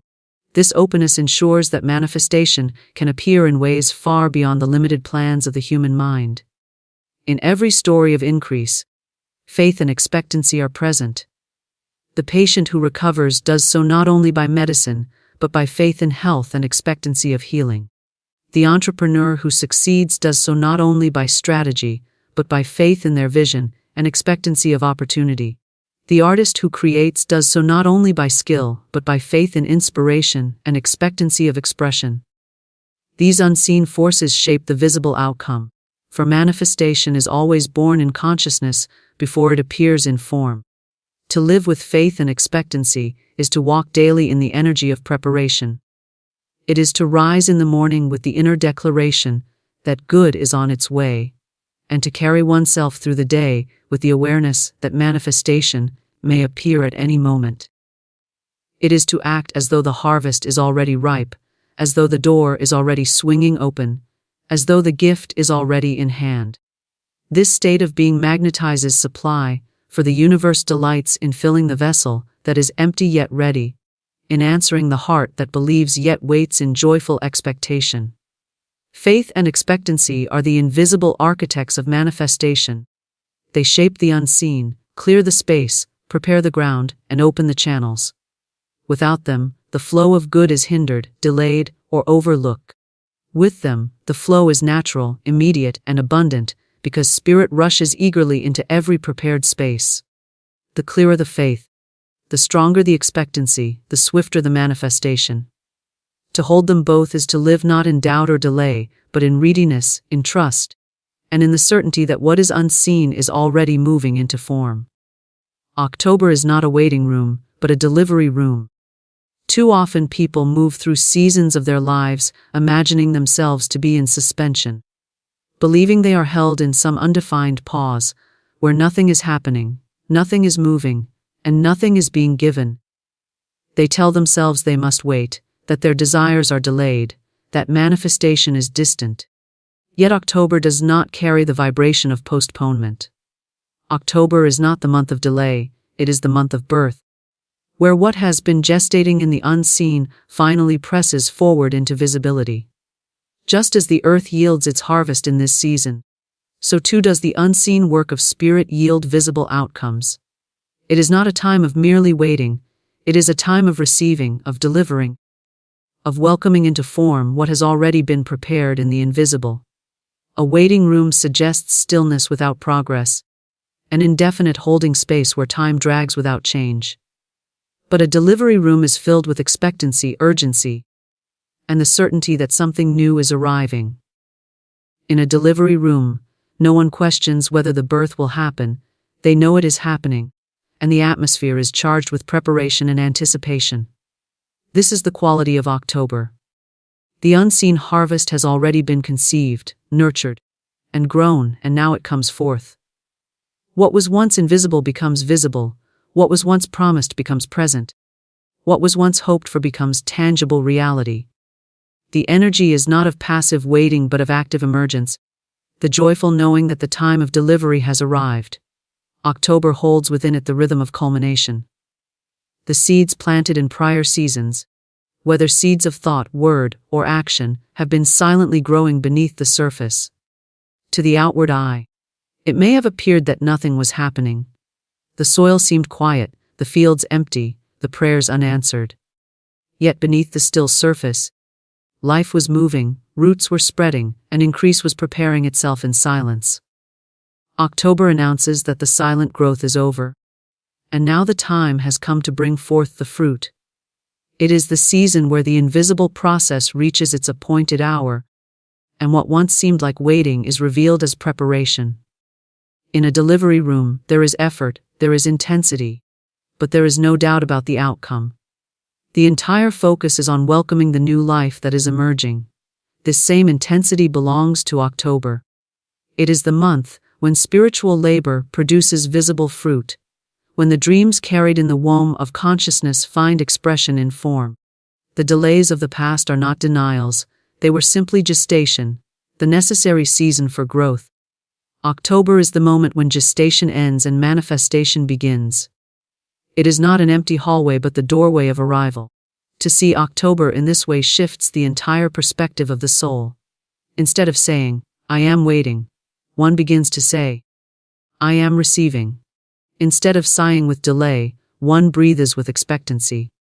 The posture of the heart changes from passivity to readiness, from resignation to celebration. Just as a mother prepares for the child long before the birth, setting aside clothing, arranging space, and making plans, so too must the soul prepare for its harvest in October. For in a delivery room, the question is never if, but always when, and the when is now. This perspective also teaches that apparent endings are not closures but births. The falling leaves of October do not signify death. They signify the release that makes way for new life. The ending of one chapter is the birth of another. The closing of one door is the delivery of a new path. The soul that mistakes these shifts as endings falls into despair, but the soul that recognizes them as birth steps into joy. October, as a delivery room, reminds us that every seeming loss, every closing, every transition is in truth the prelude to manifestation. Nothing is being taken away, everything is being delivered in a higher, richer, fuller form. In a delivery room, timing is sacred. One cannot rush the birth, nor can one halt it once it has begun. The process unfolds in divine order, and the new life emerges at the precise moment it is ready. October operates under the same law. The blessings arriving in this season come not too early, not too late, but exactly on time. Though the mind may have longed for them sooner, they arrive at the perfect moment. When the vessel is ready to receive, when the soil is fertile, when the environment can support growth. Faith trusts this timing. Expectancy prepares for it, and together they welcome the manifestation that has been ordained. October is also a reminder that manifestation is not distant, it is immediate. The harvest does not belong to some far-off season, it belongs here and now. The prayers that were spoken, the affirmations declared, the visions held, have been forming in the unseen, and are ready to step into sight. Just as a delivery room brings forth life into the visible world, so too does this season bring forth the invisible good into visible form. It is the transition point between spirit and matter, between promise and fulfillment, between hope and reality. There is urgency in a delivery room, but it is not anxiety. It is the urgency of readiness, the acknowledgement that the time has come, that no further delay is necessary. October carries this urgency. It whispers to the soul that the time of waiting is over, that the time of delivery has begun. It calls for preparation, for clearing space, for making room in consciousness and in life for what is arriving. Just as a mother makes space in her arms for the newborn, so too must the soul make space in thought and environment for the blessings now pressing to appear. The metaphor of October as a delivery room also teaches the necessity of cooperation. In birth, one works with the process, not against it. Resistance only increases struggle, but surrender and cooperation bring the flow of life into manifestation. In the same way, October asks for surrender to divine order. It asks the soul to release control, to cease clinging to old patterns, and to allow the natural process of manifestation to unfold. The greater good is already in motion, and cooperation clears the way for its swift appearance. To live October as a delivery room is to walk in constant expectation of newness. Each day carries the potential of birth, each moment the possibility of arrival. It is to hold the awareness that something is always being delivered, that manifestation is not a distant event, but an ongoing unfolding. It is to know that the unseen work of spirit is always pressing into visibility, and October is the symbol of that emergence, the reminder that life is not about indefinite waiting, but about continual receiving. In this way, October teaches the eternal truth that life is not static. Nothing is held in suspension forever. What has been planted must grow. What has been nourished must bloom. What has been conceived must be born. The waiting room is an illusion created by doubt and fear. But the delivery room is the reality of divine law. October reveals this reality, showing that manifestation is already in motion, that birth is inevitable, that delivery is at hand. In the great game of life, the mind is the master key that unlocks every door. Wealth, opportunity, and abundance included. The outer world is but a mirror of the inner one, and if you wish to change your finances, you must first change your thoughts. Poverty, like prosperity, begins in the imagination. When the mind is filled with thoughts of limitation, lack, and fear, it constructs invisible walls that keep success at bay. But when the mind learns the rhythm of abundance, when it aligns with divine supply, riches flow with ease and grace. For there is no struggle in spiritual law. Every thought is a seed, and every seed brings forth after its kind. A thought of scarcity can only bring forth more want. A thought of plenty calls forth prosperity. The universe does not question your worthiness. It simply reflects your vibration. To train your brain to make more money, you must first release the old patterns that whisper, "There is not enough." Replace them with a bold declaration. Infinite supply is mine now. The moment you believe it, unseen forces begin to move on your behalf. Doors open where walls once stood. People, opportunities, and ideas arrive as if by magic. But it is not magic, it is law. The mind must be trained as one trains a garden. You cannot allow weeds of worry to grow unchecked. Each day, you must cultivate faith, gratitude, and clear vision. See yourself surrounded by abundance. Feel the security of divine provision. Speak words that affirm wealth, for words are your wands. What you speak, you summon. To say, "I can't afford it," is to command lack. To say, "Money comes to me easily and often," is to set in motion a new current of supply. The trained mind knows that wealth is not achieved through strain, but through alignment with the higher law of circulation. The law that what you give freely returns multiplied. To make more money, you must first learn to think richly. A beggar mentality cannot sit on a throne. The universe answers to confidence, not complaint. Act as if prosperity were already yours, and it will rush to meet you. Pay your bills with joy, bless every dollar that passes through your hands, and know that more is on its way.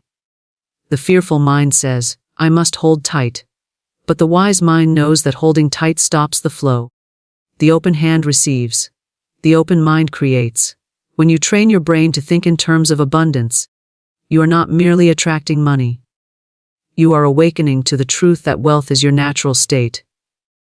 You are one with infinite supply, and the substance of the universe is eager to express itself through you.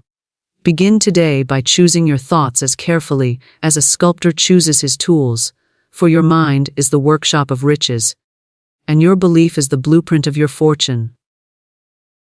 Thought is the seed of wealth, and within every thought lies the potential to shape your destiny. The mind is the soil of creation, and whatever is planted there, whether faith or fear, abundance or lack, will take root and grow. Most people look to the world around them and believe their circumstances control their success, yet the truth is reversed. Circumstances are only reflections of inward thought. Every fortune ever built began first as an idea, a vision held firmly in the unseen realm of imagination. To understand this is to realize that wealth is not first made in the bank, but in the mind. When you train yourself to think in terms of prosperity, you begin to move in harmony with a higher vibration, the frequency of abundance itself. A person who holds thoughts of success becomes magnetic to success, just as one who dwells in thoughts of scarcity attracts continued struggle. The universe is impartial, it simply mirrors what you continually impress upon it. Your dominant mental pictures, charged with feeling, act as blueprints for your future. The mind is a silent architect, constantly constructing realities from the material of your thoughts. If you wish to change your financial life, you must first change the structure of your thinking. The untrained mind wanders into fear, worry, and doubt. It rehearses limitation as if it were truth, saying things like, "There's never enough money," or It's hard to get ahead. Each of these thoughts sends out a command to the subconscious, which obediently shapes conditions to match that belief.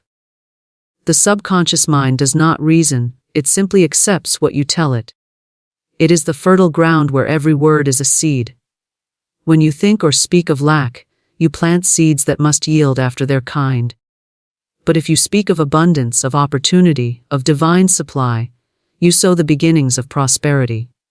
Thought is not a passive mist floating in the mind. It is energy, alive and powerful, clothed with emotion and intention. Each thought radiates outward, joining with similar vibrations and forming a magnetic field that draws to you its equivalent. When you think wealth, you do not merely wish for money. You align yourself with the creative law that produces it. You cannot attract what you mentally reject. Many people desire riches, but secretly harbor resentment toward those who possess them. This inner conflict blocks the flow of supply, for you cannot receive that which you inwardly condemn. The mind must be at peace with wealth to attract it. Every great fortune begins as a definite thought, a seed idea, often small and simple, nurtured with conviction until it manifests. The farmer who plants an orchard does not question whether the fruit will appear. He knows that by natural law it must. So it is with thought. What you consistently hold in consciousness, you will inevitably bring into form. To train your mind for wealth, you must practice planting only the seeds you wish to harvest. Fill your mind with ideas of increase, of opportunity, of divine right supply. Affirm daily that prosperity flows to you and through you. Feel the truth of it, and your subconscious will accept it as law.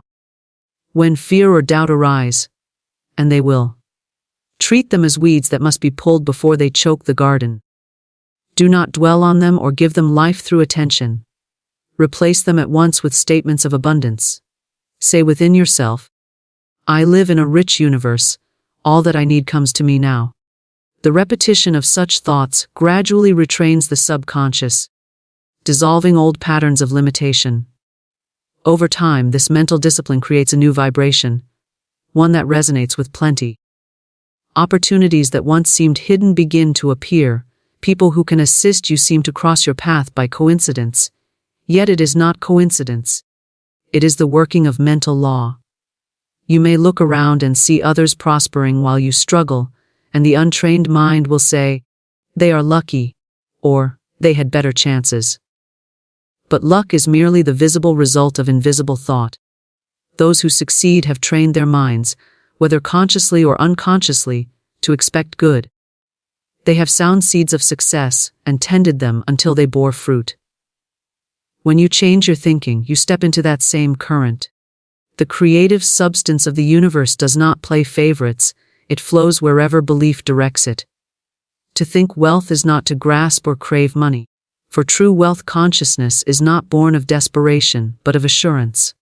It is a calm knowing that supply is unlimited and always present. When you think from this state, your actions become inspired rather than forced. Ideas come easily, doors open naturally, and effort feels harmonious. The person who acts from a place of inner abundance becomes a channel for prosperity.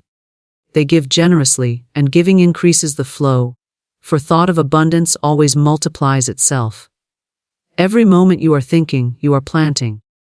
Every word you speak is a command to your subconscious. Therefore, guard your thoughts as you would guard a treasure. Let no idea of lack linger in your mind. If a thought of limitation appears, transform it at once by affirming its opposite. The mind must be trained through repetition, for repetition is the language of the subconscious.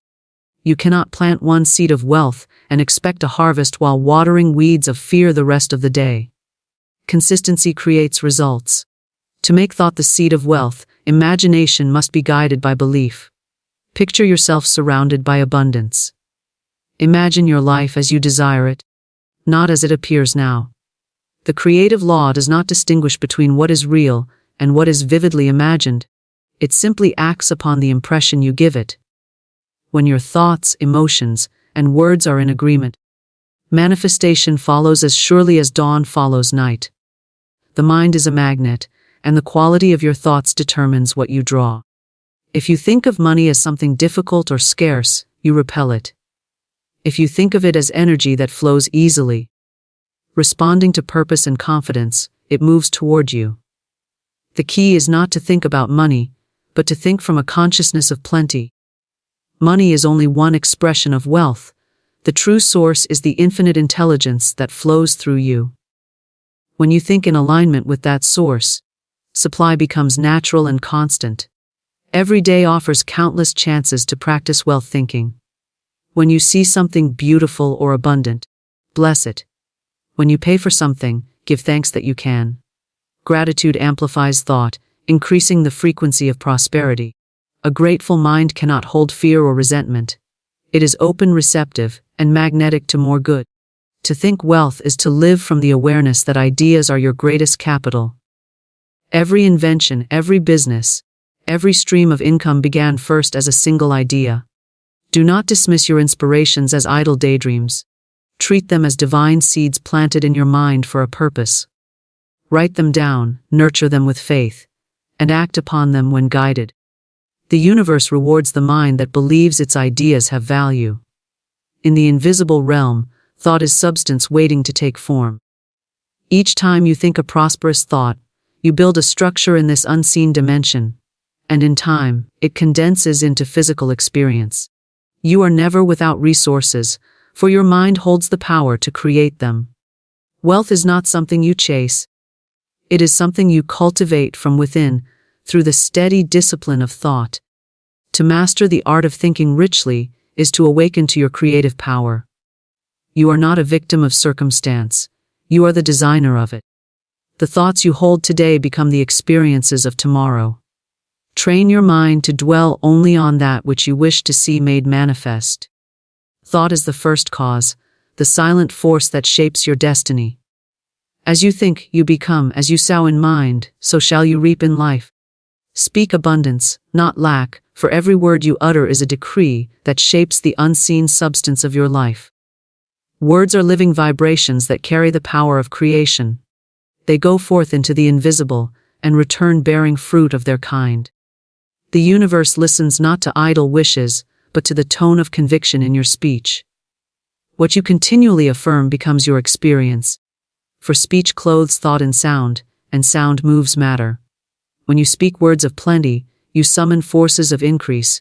When you speak words of scarcity, you bind yourself to limitation. Every time you say, "I can't afford it," or "money is hard to get," you are planting seeds of lack.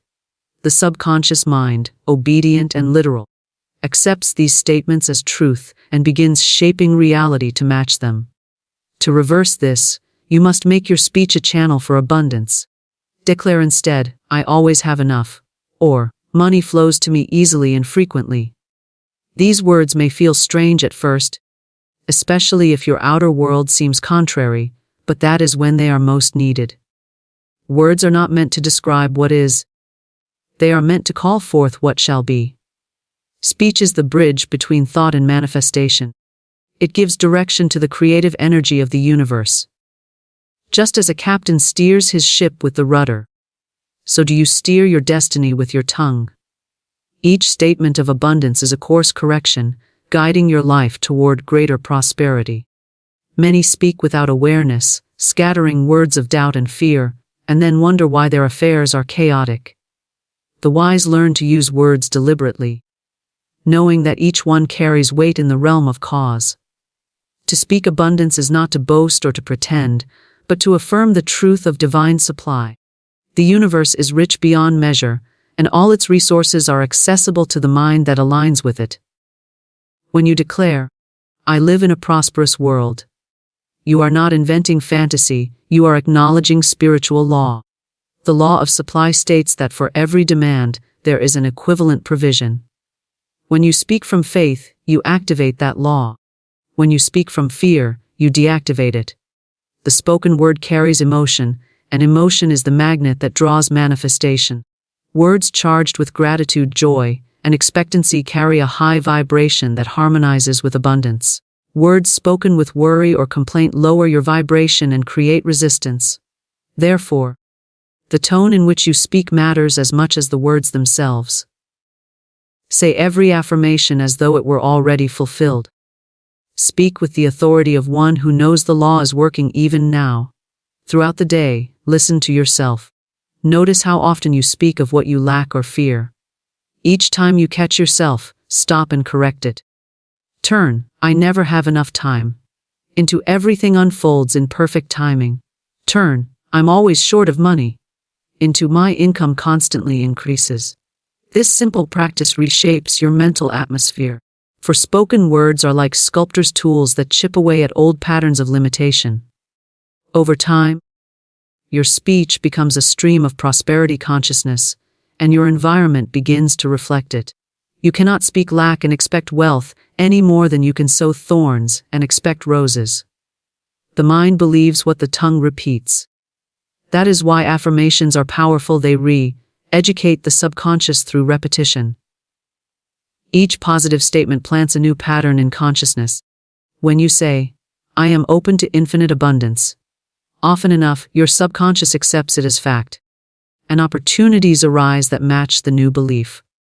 The outer world cannot help but rearrange itself around the vibration of your words. Many people speak abundance for a moment, and then contradict it with casual complaint.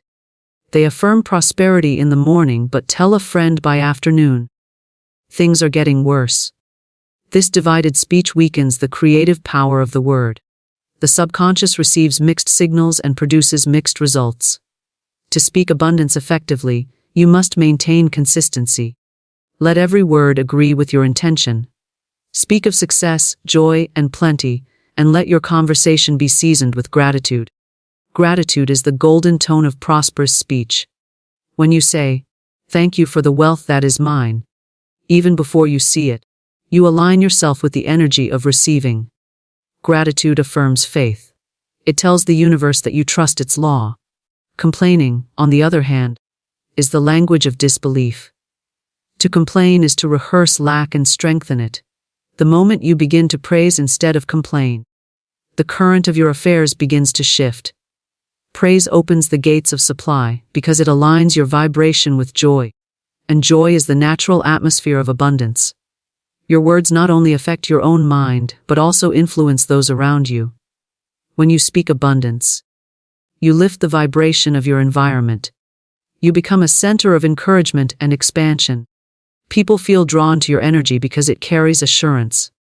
Opportunities are attracted to cheerful expectancy, not to despair. The prosperous person speaks with confidence and calm, knowing that what they decree must eventually appear. Even the smallest phrases matter.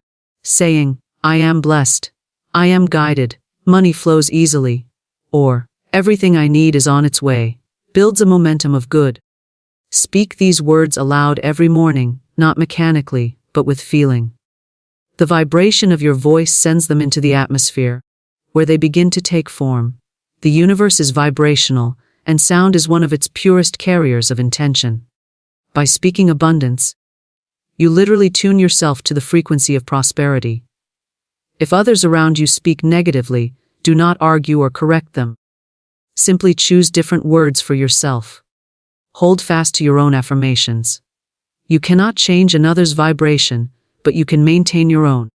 In time, your steady frequency of abundance will either uplift their speech or gently move you into new circles of thought where prosperity is natural. To speak abundance is also to refuse to speak fear. Silence is often better than complaint. When you feel tempted to voice limitation, pause and breathe.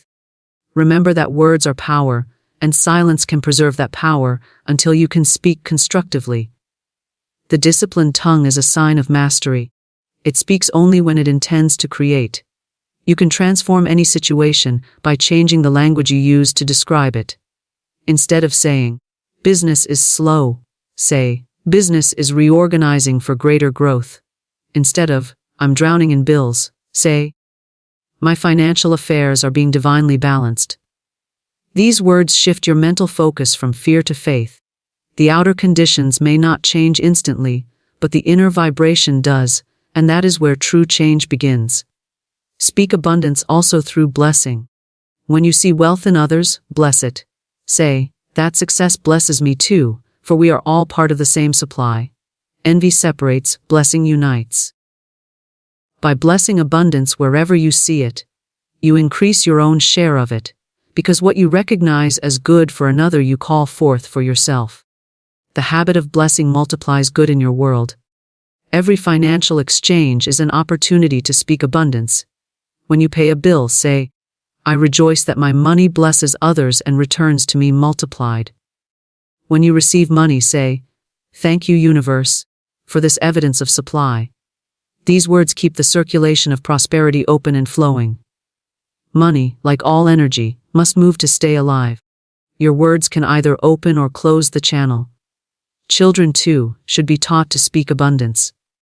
The earlier one learns that words are power, the sooner one escapes the illusion of limitation.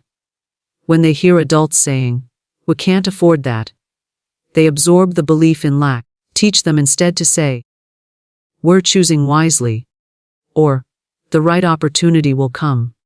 Thus you pass to them the consciousness of plenty instead of fear.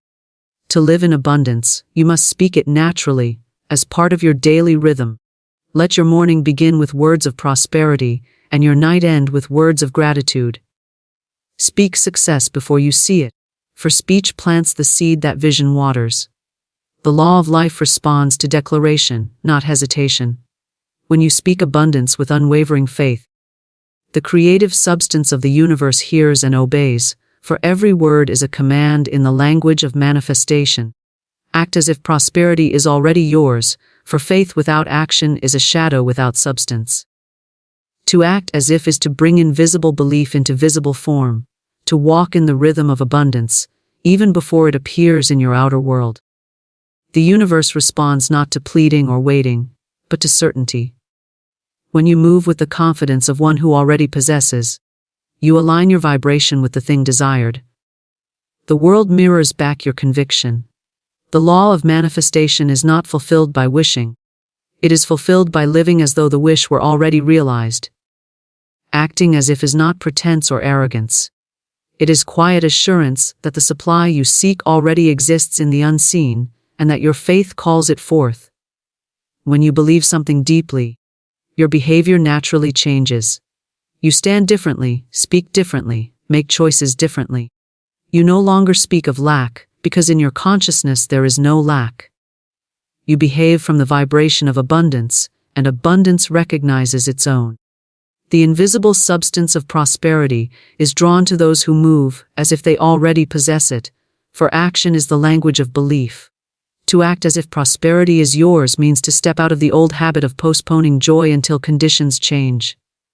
Many say, "When I have more money, I'll feel secure," or, "When my business succeeds, I'll feel confident."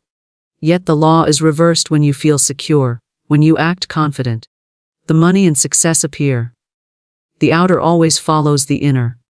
Waiting for conditions to prove your worthiness keeps prosperity at a distance. Acting as if calls it near. Every gesture, every decision can either affirm abundance or affirm lack. When you walk into a store, do you shrink at the sight of price tags, or do you remind yourself that divine supply is unlimited? When you receive a bill, do you tighten with fear or bless it as evidence of circulation? Acting as if prosperity is yours means responding to life from the consciousness of plenty, rather than the reaction of scarcity. It is not reckless spending, but wise assurance that you are supported by an infinite source. The person who acts from abundance chooses faith over fear in every small matter. They invest time in ideas rather than in worry. They treat their current surroundings as sacred, no matter how modest, keeping them beautiful and orderly as a reflection of inner prosperity. A cluttered environment speaks of confusion, a cared-for space declares expectancy of good. When you prepare your life to receive wealth, when you organize, clear, beautify, and give thanks, you create room for greater increase. Acting as if is a form of preparation. A gardener clears the soil before planting, a musician tunes the instrument before playing. So too must you tune your life to the vibration of prosperity. Begin by living in gratitude for what you already have, no matter how small. Gratitude is the soil in which abundance grows. Each time you give thanks, you confirm your belief in supply, and your actions will naturally begin to mirror that belief. The mind trained in prosperity walks with dignity. It does not beg or chase, it attracts. It does not measure its worth by the visible balance in a bank, but by the invisible assurance of divine substance. Acting as if prosperity is already yours means treating yourself and others with generosity, for you know there is no shortage in the universe. Give compliments freely. Share time and kindness without counting. Generosity of spirit precedes generosity of circumstance. The open hand receives because it has already given. When you act from lack, you hold tightly to what little you have. You wait for proof before believing. But the universe gives to those who have. Not merely those who possess, but those who act as though they do. To have in consciousness is to claim your good. When you believe in your prosperity, your thoughts, words, and movements reflect that inner wealth. You no longer hesitate to pursue ideas or opportunities, because you know divine guidance goes before you. Doors open for the person who walks toward them with confidence. Acting as if prosperity is yours may begin with small symbolic actions. Perhaps you organize your finances with order and clarity, treating every dollar as sacred energy rather than as a problem to be solved. Perhaps you dress with care, not to impress, but to express your worthiness. Perhaps you take yourself to places that inspire success, surrounding yourself with beauty to remind your subconscious that you belong in the atmosphere of abundance. These acts are not vanity. They are alignment.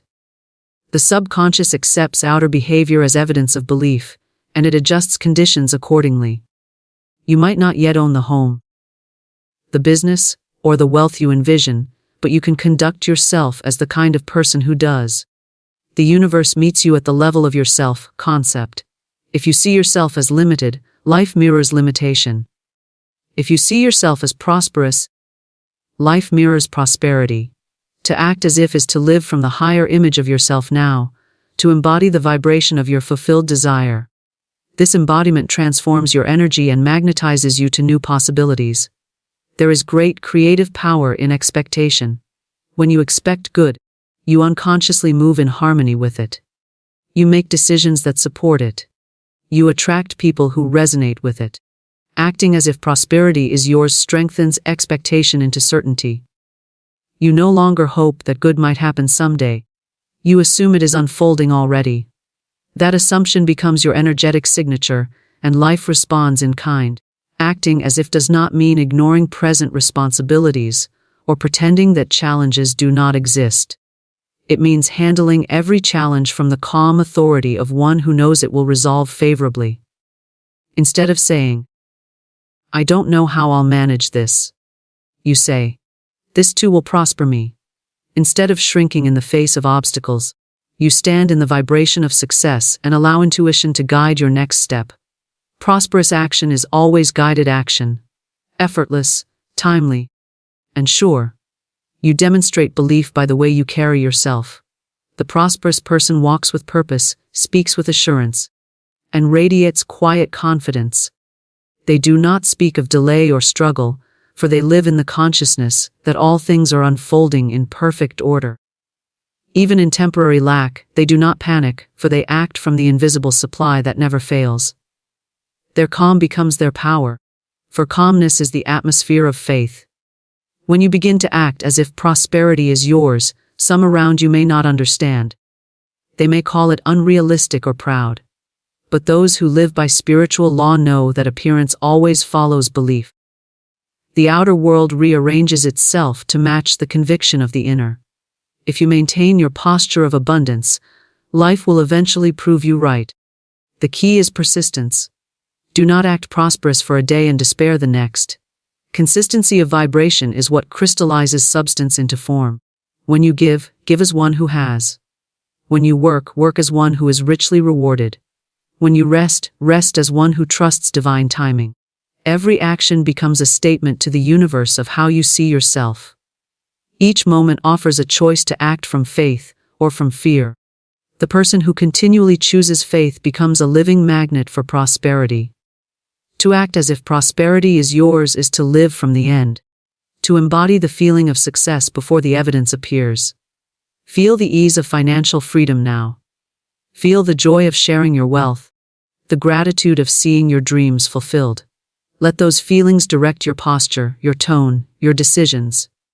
When you maintain that vibration, you send out a signal that cannot go unanswered, for the law of life is responsive. You cannot act abundant and remain poor in experience. The outer world must conform to the inner image, for it is only a reflection of what you have already claimed in consciousness. Circulate money with faith and joy, for money is energy, a living current that moves in rhythm with your consciousness. To circulate is to keep the flow of prosperity alive. The universe itself operates by this law of circulation. The tides rise and fall. The seasons come and go. The breath moves in and out. All life is motion. When you hold too tightly to money out of fear, you dam the river that would otherwise nourish you. When you release it with trust and gladness, you become part of the natural rhythm of increase. To give and to receive are not opposites, but the same movement seen from different points of view. The mind that hoards declares its belief in shortage. It says, "There may not be enough later," and that thought of lack cuts it off from the infinite supply that is always present. But the mind that gives with faith says, "The source is endless, and I am part of it." That thought keeps the channel open. The person who spends with joy, instead of fear, becomes a magnet for greater returns. What you send out in trust returns to you multiplied, because the law of circulation ensures that energy given in love always expands. Money is meant to move. When it stops moving, stagnation sets in, just as a river grows foul when its flow is blocked. Many people clutch their resources, believing that saving from fear ensures security, but real security lies in the awareness of infinite supply. There is nothing wrong with saving when it is done from wisdom, but saving from fear breeds poverty. The motive behind your action determines its outcome. When you hold money in fear, you vibrate at the level of loss. When you release it in faith, you vibrate at the level of abundance. The universe matches your vibration. Every exchange of money is an opportunity to affirm trust in divine supply. When you pay a bill, do not sigh or resent it, bless it instead. Say, "I rejoice that my money blesses others and returns to me multiplied." This transforms a moment of fear into a declaration of prosperity. Money becomes a servant of spiritual law when it is handled with consciousness. Every payment you make is a seed of faith planted in the soil of circulation. It must sprout in due season as increased supply. Circulating money with joy also dissolves guilt, for many hold hidden resentment toward wealth itself. They see money as something heavy, tainted, or corrupt, yet money is neutral. It takes on the character of the consciousness that handles it. In the hands of fear, it creates anxiety.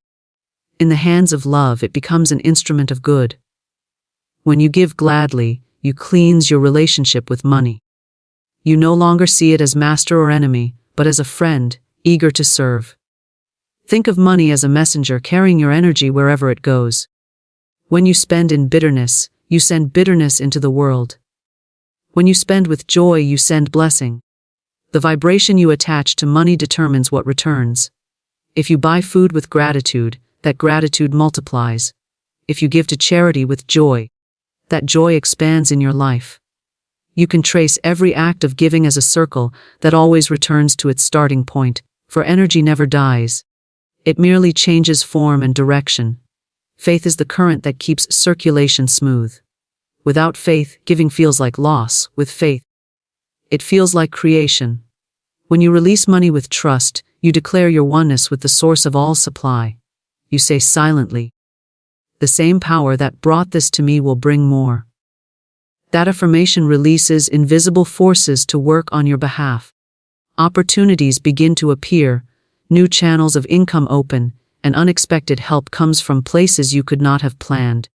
The universe delights in filling the space made by your fearless giving. Joy is the magnet that accelerates return. Giving with heaviness slows the flow. Giving with delight multiplies it. Practice finding joy in every act of circulation. When you pay for a meal, give thanks that you could enjoy it. When you support a business, bless its success. When you share a gift, Imagine your joy spreading through many hands. Each of these moments expands your prosperity consciousness, for joy is proof of faith. Do not confuse circulation with careless spending. To circulate money consciously is to give it direction with purpose and gratitude. It is wise to use discretion and intention, for money responds to attention. Mindless spending leaks energy, mindful circulation amplifies it. When you spend, know why you are spending. When you give, know what you are giving to. The clear, focused mind channels energy efficiently and keeps the flow pure. The miser's purse grows heavier and smaller with fear, but the generous hand never empties. Those who have learned the joy of giving discover that they can never truly outgive the universe. What leaves their hand in faith returns multiplied in surprising forms: peace of mind, loyal friends, new opportunities, and sometimes literal increase. Life cannot help but replenish what is given in harmony with its laws. Circulating money with faith trains the subconscious to believe in abundance. Each act of giving becomes a statement of confidence in divine order. Over time, this confidence becomes natural, and fear of lack dissolves. You stop worrying about how or when money will come, because you know it always comes at the right time. You trust the rhythm of supply. As you trust the rhythm of breath, you inhale and exhale without anxiety, knowing there is always more air. So it is with wealth.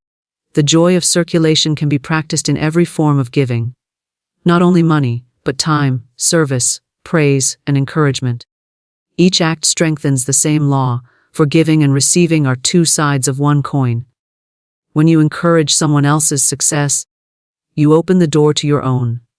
When you help another prosper, you move into alignment with prosperity itself. The energy you release always finds its way back to you. Those who fear giving often live under the illusion that supply is limited. They say, "I can't afford to give right now," not realizing that this very belief keeps them bound. To break the illusion, begin where you are. Give something. A smile, a kind word, a small donation. But give it with the consciousness of abundance. The act itself is less important than the spirit in which it is done. Every step toward joyful circulation expands the channel through which wealth flows. Money, like water, seeks open channels. When you bless what you have and send it forth willingly, you open the floodgates of increase. When you cling to it in fear, you narrow the stream until it dries up. You cannot outthink this law, but you can cooperate with it. The simplest way to do so is to let go with love. As you give, imagine that every dollar carries your blessing into the world, and that its return will find you multiplied. Even in moments when funds seem low, act from faith, not fear. Give something, however small, to keep the current moving. This action declares to the universe that you are not bound by appearances. The universe responds by matching your inner conviction with outer evidence. You prove to yourself that prosperity is not dependent on amount, but on consciousness. The flow is mental before it is material. Each time you circulate money with joy, you reinforce the truth that wealth is not hoarded. It is expressed. It passes through you, not away from you. You are not the owner but the steward of divine substance, entrusted with its movement. When you release it in faith, you fulfill your part in the cycle of abundance. The more willingly you participate, the more freely life flows through you. To give joyfully is to affirm that you live in an infinite universe, where there is always more to come. Align your mind with divine supply, for all true wealth flows from the invisible to the visible. There is no lack in divine substance, no withholding in the infinite mind from which all things come. Every atom, every opportunity, every form of success originates in the unseen realm of pure intelligence. When your thoughts are in harmony with that intelligence, you become a clear channel through which abundance expresses itself. The universe does not struggle to provide, it simply responds to alignment. Lack is never in supply but in consciousness. When you tune your mind to the higher frequency of divine provision, you enter into the flow where everything necessary for your good moves easily toward you. To align your mind is to adjust your inner vibration to the law of plenty. It means releasing fear and replacing it with faith, in the eternal order that governs all creation. Just as a radio must be tuned to the right frequency to receive music, your mind must be tuned to the vibration of abundance to receive its manifestation. The music of prosperity is always playing, but you cannot hear it when your thoughts are clouded with doubt, envy, or limitation. Alignment is not achieved by effort but by recognition. Recognizing that supply is already present, that divine intelligence knows your need and fulfills it through perfect channels. The unaligned mind believes in separation. It thinks of itself as small, isolated, and struggling against circumstances. It looks at the outer world and sees competition and scarcity. But the aligned mind knows that all is one. It sees that the same intelligence that causes trees to grow and stars to shine also governs your affairs. When you know this deeply, fear of lack dissolves. You no longer beg or chase, you allow. You realize that you do not create supply. You connect with it. You do not have to make wealth happen. You simply let it flow through you by maintaining harmony with the source. Divine supply is infinite and impartial. It is not limited to certain people or professions. It flows wherever consciousness opens to receive it. When you align your mind, you stop asking, "How will I get money?" and start declaring, "I am one with the source of all money." This subtle shift changes everything. The moment you recognize your unity with supply, the struggle ends. You begin to attract ideas, people, and opportunities that correspond to your new vibration. The outer world reshapes itself around your inner certainty. Alignment begins with thought.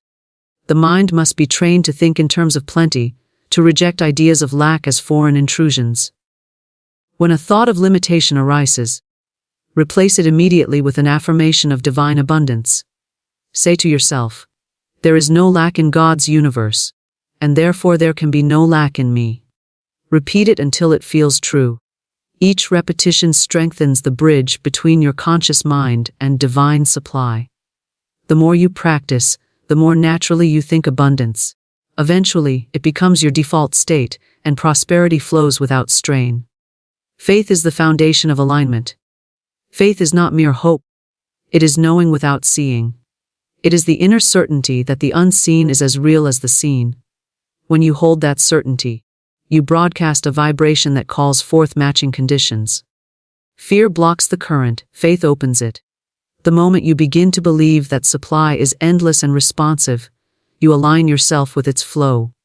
You feel a quiet confidence, an assurance that no matter what happens externally, the substance of good surrounds you. To live in alignment with divine supply, you must also align your feelings. Thought alone is not enough. Emotion is the energy that gives thought power. When you think of wealth but feel fear, the vibration is divided. You must feel the joy, gratitude, and security of abundance as though it were already present. Feel it until it becomes your natural state. The feeling of abundance magnetizes its form. The universe reads your emotional tone more clearly than your words.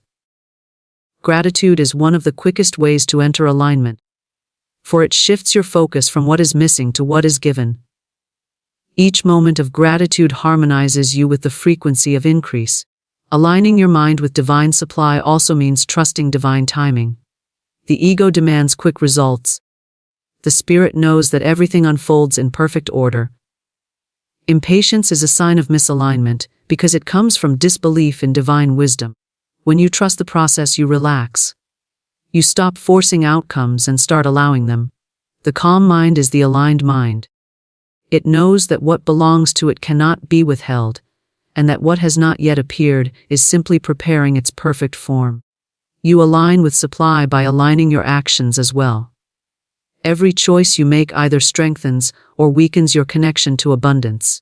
Actions born of fear, hoarding, complaining, doubting, disrupt the flow. Actions born of faith, generosity, gratitude, confident decision-making, amplify it.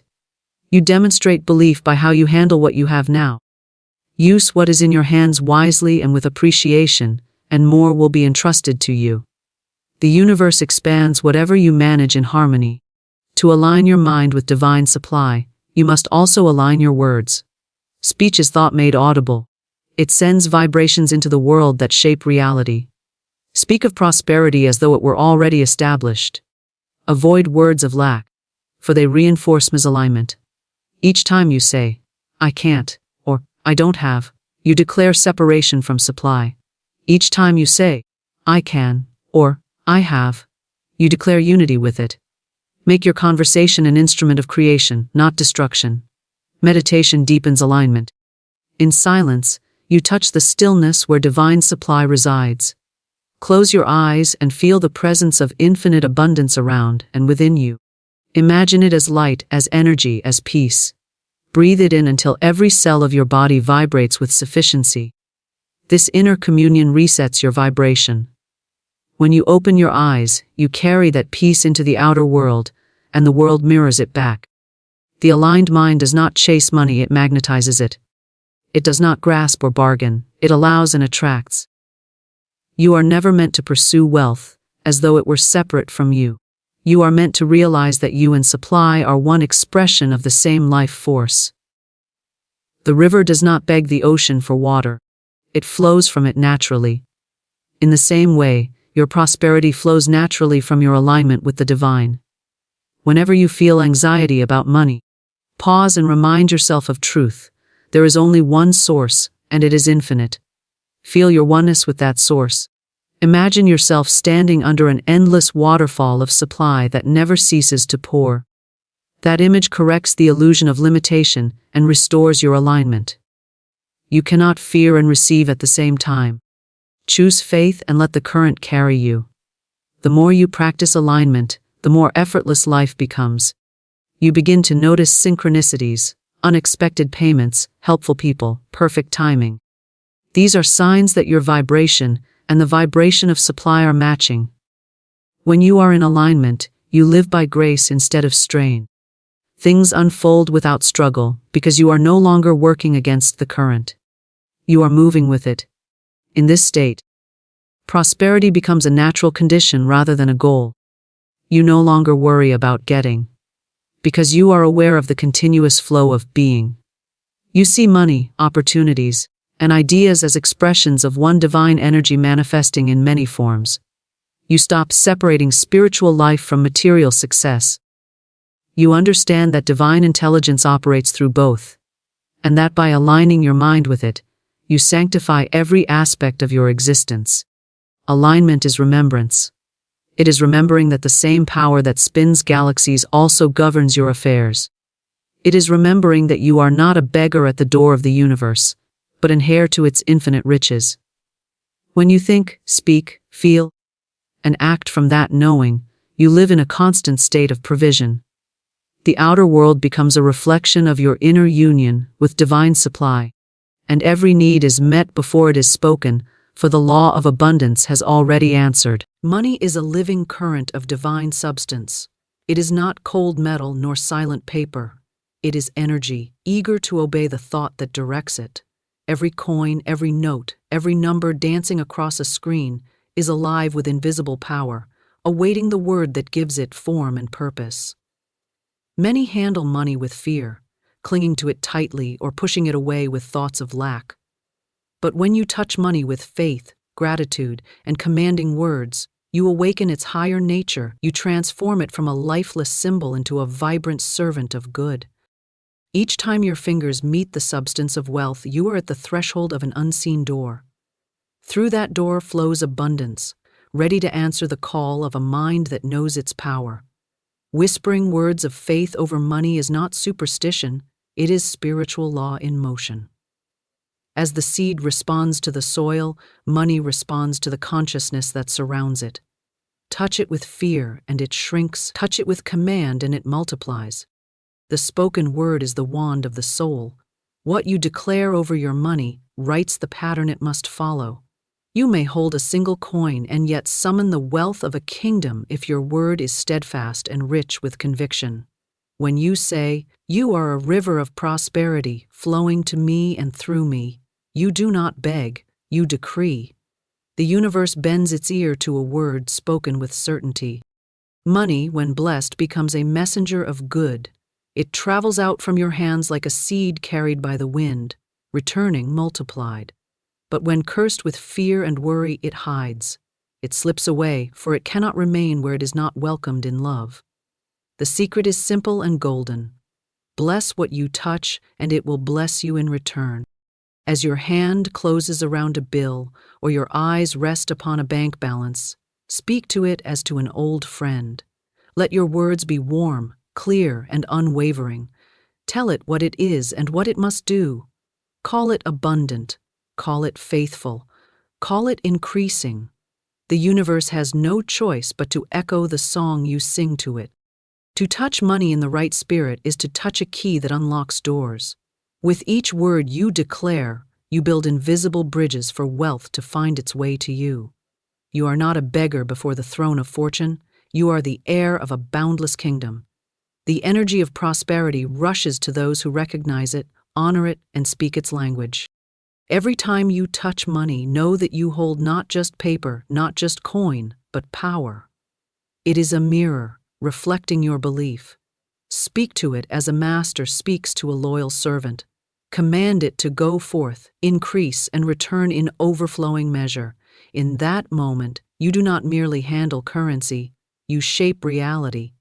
Money responds to the consciousness that surrounds it, because money is not a lifeless object, it is an obedient energy. It is woven from the unseen substance of the universe, and like all living currents, it bends and flows toward the vibration that calls it.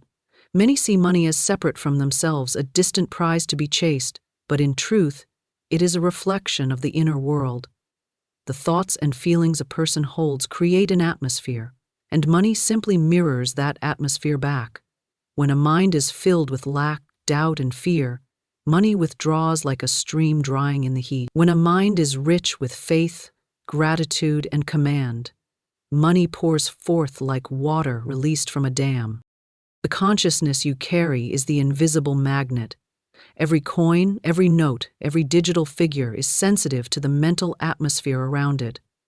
The one who believes wealth is elusive finds it always just beyond reach, because the consciousness is one of separation. The one who stands in calm, knowing that abundance is ever present, finds doors opening, paths clearing, opportunities multiplying, because the consciousness is one of union with supply. Money listens not to words alone, but to the vibration beneath them.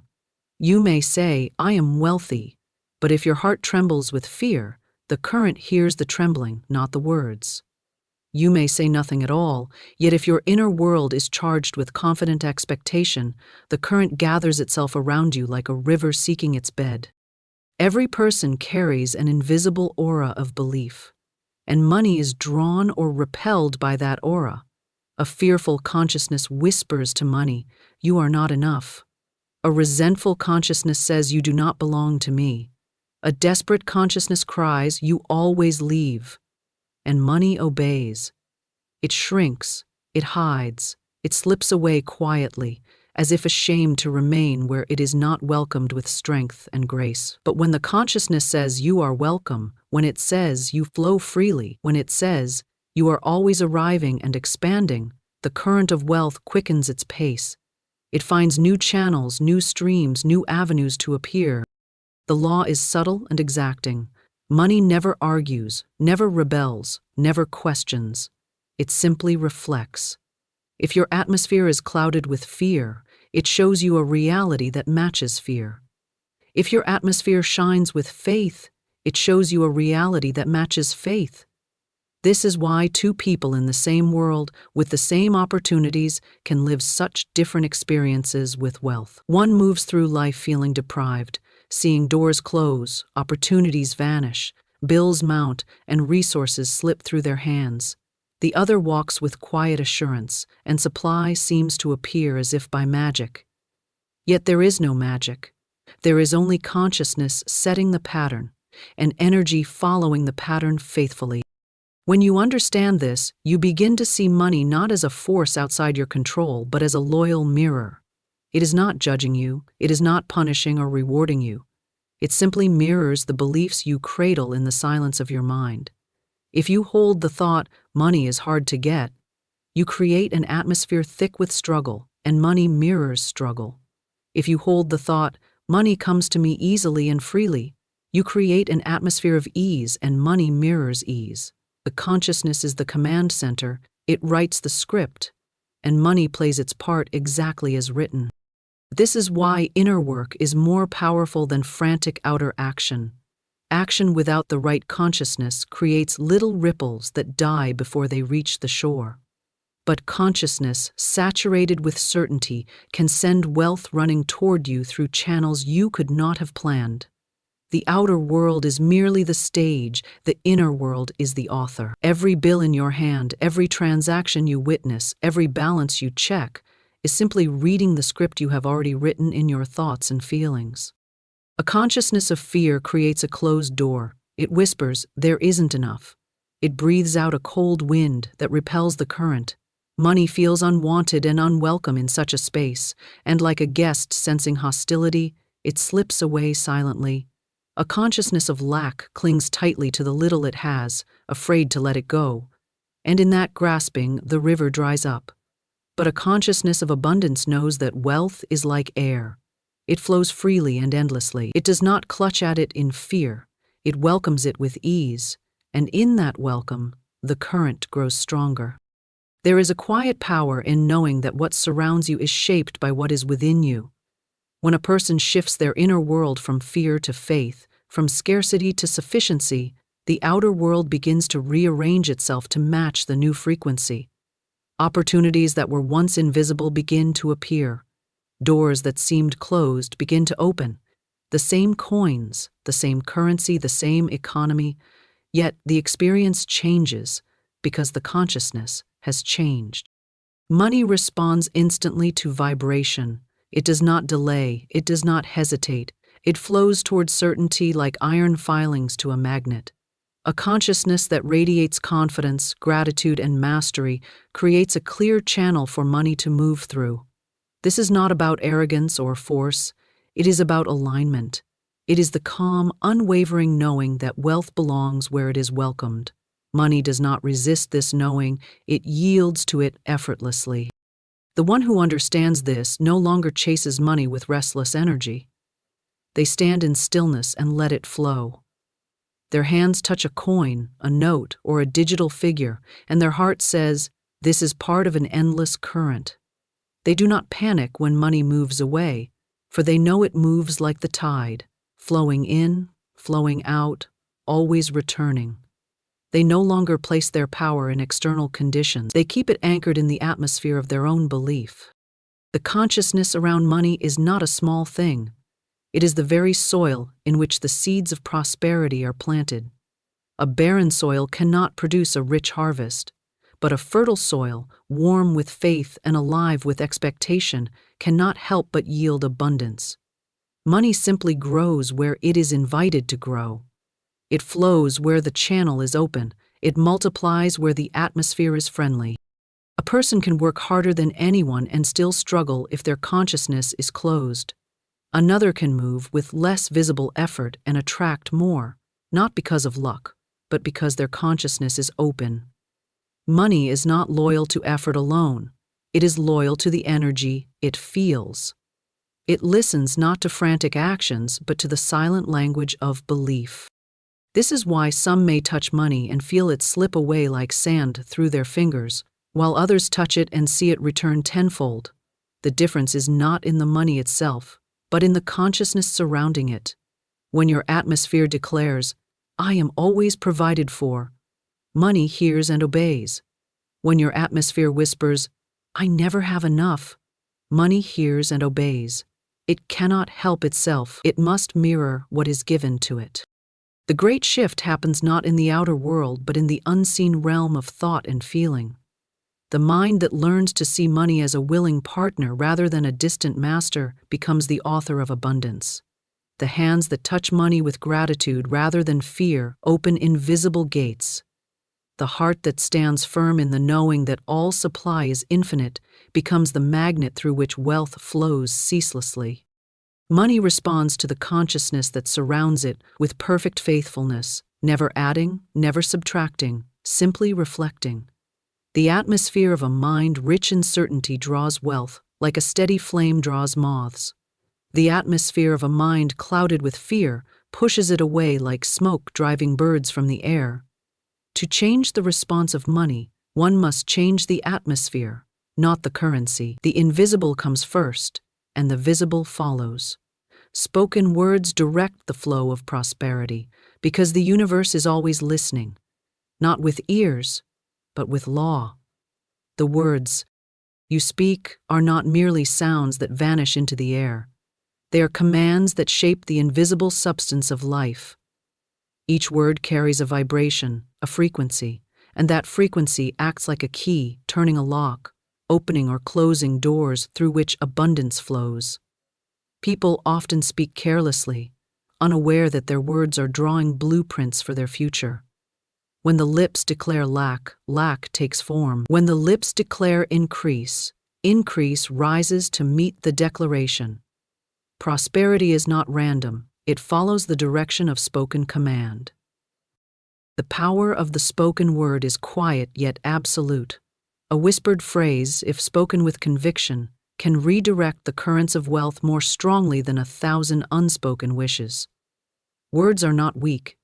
They are the carriers of intention, the vessels through which thought becomes tangible.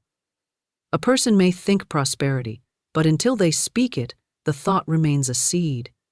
When the word is spoken, the seed breaks open, releasing its pattern into the words are the bridges between the invisible and the visible, the unseen and the seen, the silent desire and its physical form. Every time you speak, you are either inviting prosperity to come closer or commanding it to stay away. When you say, "Money comes to me freely and easily," you are giving prosperity a clear map to follow. It hears the tone, the confidence, the authority behind the words, and it begins to move accordingly. When you say, "I never have enough," the current obeys just as faithfully, withdrawing into shadows, waiting for a new command. The law does not question your worthiness, it simply answers your voice. People often underestimate their own speech because they believe power exists only in action. But action without aligned words is often scattered and uncertain. Words spoken in fear weaken the structure of prosperity before it can form. Words spoken in faith strengthen it, like a builder reinforcing the frame of a house. The spoken word is creative, formative, directive. It carries your belief beyond the boundaries of thought, impressing it upon the field of energy that surrounds you. When a person learns to use words as instruments of power, their world shifts. They stop repeating phrases that diminish their wealth. They no longer speak casually of being broke, of struggling, of never having enough. They understand that every word sown is a seed that must bear fruit. So they choose words that command abundance, words that honor wealth as an obedient servant, not a distant dream. They speak with authority, not desperation, knowing the universe bends toward clarity. A word spoken in faith does not waver. It stands firm like a pillar, unmoved by outer appearances. Even when the visible world shows lack, the spoken word holds the shape of abundance in the unseen. Prosperity follows that shape as faithfully as water follows the course of a river. This is why repeated declarations of wealth, spoken with calm certainty, are more powerful than desperate pleas. The universe does not respond to pleading. It responds to command. A begging voice carries doubt, and doubt is a wall. A commanding voice carries certainty, and certainty is a gate. It is not the loudness of the voice that matters, but the authority behind it. A quiet whisper spoken with unwavering conviction carries more force than shouting mixed with fear. The spoken word is a vibration, and vibration is the language of the universe. Prosperity is sensitive to tone. It moves toward a voice that speaks in harmony with its nature. It recognizes words of gratitude, of expansion, of faith. It recoils from words of scarcity, of complaint, of fear. When you speak prosperity, you are giving life to the form it will take. If you speak of money as a friend, it will act like one. If you speak of money as an enemy, it will hide from you. Words shape the personality of your relationship with wealth. They color it, mold it, define it. Every sentence builds a bridge or a barrier. The one who understands this begins to guard their speech like a gatekeeper. They choose words deliberately, not because they are pretending, but because they know the law. They know the spoken word is a tool, not a toy. Words spoken over money carry a unique power. When you hold a bill in your hand and speak to it as if it is alive, it responds, not because of superstition, but because energy recognizes command. Saying, "You are multiplying, you are flowing back to me in overflowing measure," is not empty poetry, it is a directive. It sets the current in motion. The words imprint a pattern on the energy of money, and that pattern attracts matching experiences. If a person continually says, "I can't afford this," they are carving that phrase into their reality. The universe does not argue, it simply agrees. "I can't afford this" becomes a wall that prosperity will not climb. If instead they say, "I choose where my wealth flows," they speak from authority, and authority opens pathways. Words are doors. Some words open, some words close. The power is always in the one who speaks. The rhythm of speech creates a rhythm in life. A voice that continually repeats words of shortage creates a life that echoes shortage. A voice that continually repeats words of sufficiency creates a life that echoes abundance. This is why affirmations, when spoken with belief, are not idle phrases, they are spiritual architecture. Each word is a brick, each sentence a beam, each declaration a foundation. The house of prosperity is built not only with thought but with spoken decree. It is not necessary to explain to the universe how prosperity will come. The spoken word does not concern itself with methods. It concerns itself with essence. When you say, "I am surrounded by unlimited supply," you are not describing a specific event. You are setting the tone of your reality. Prosperity responds to tone more than detail. It recognizes faith more than plans. It moves toward clarity like a river to the sea. The habit of careless speech is one of the strongest barriers to wealth.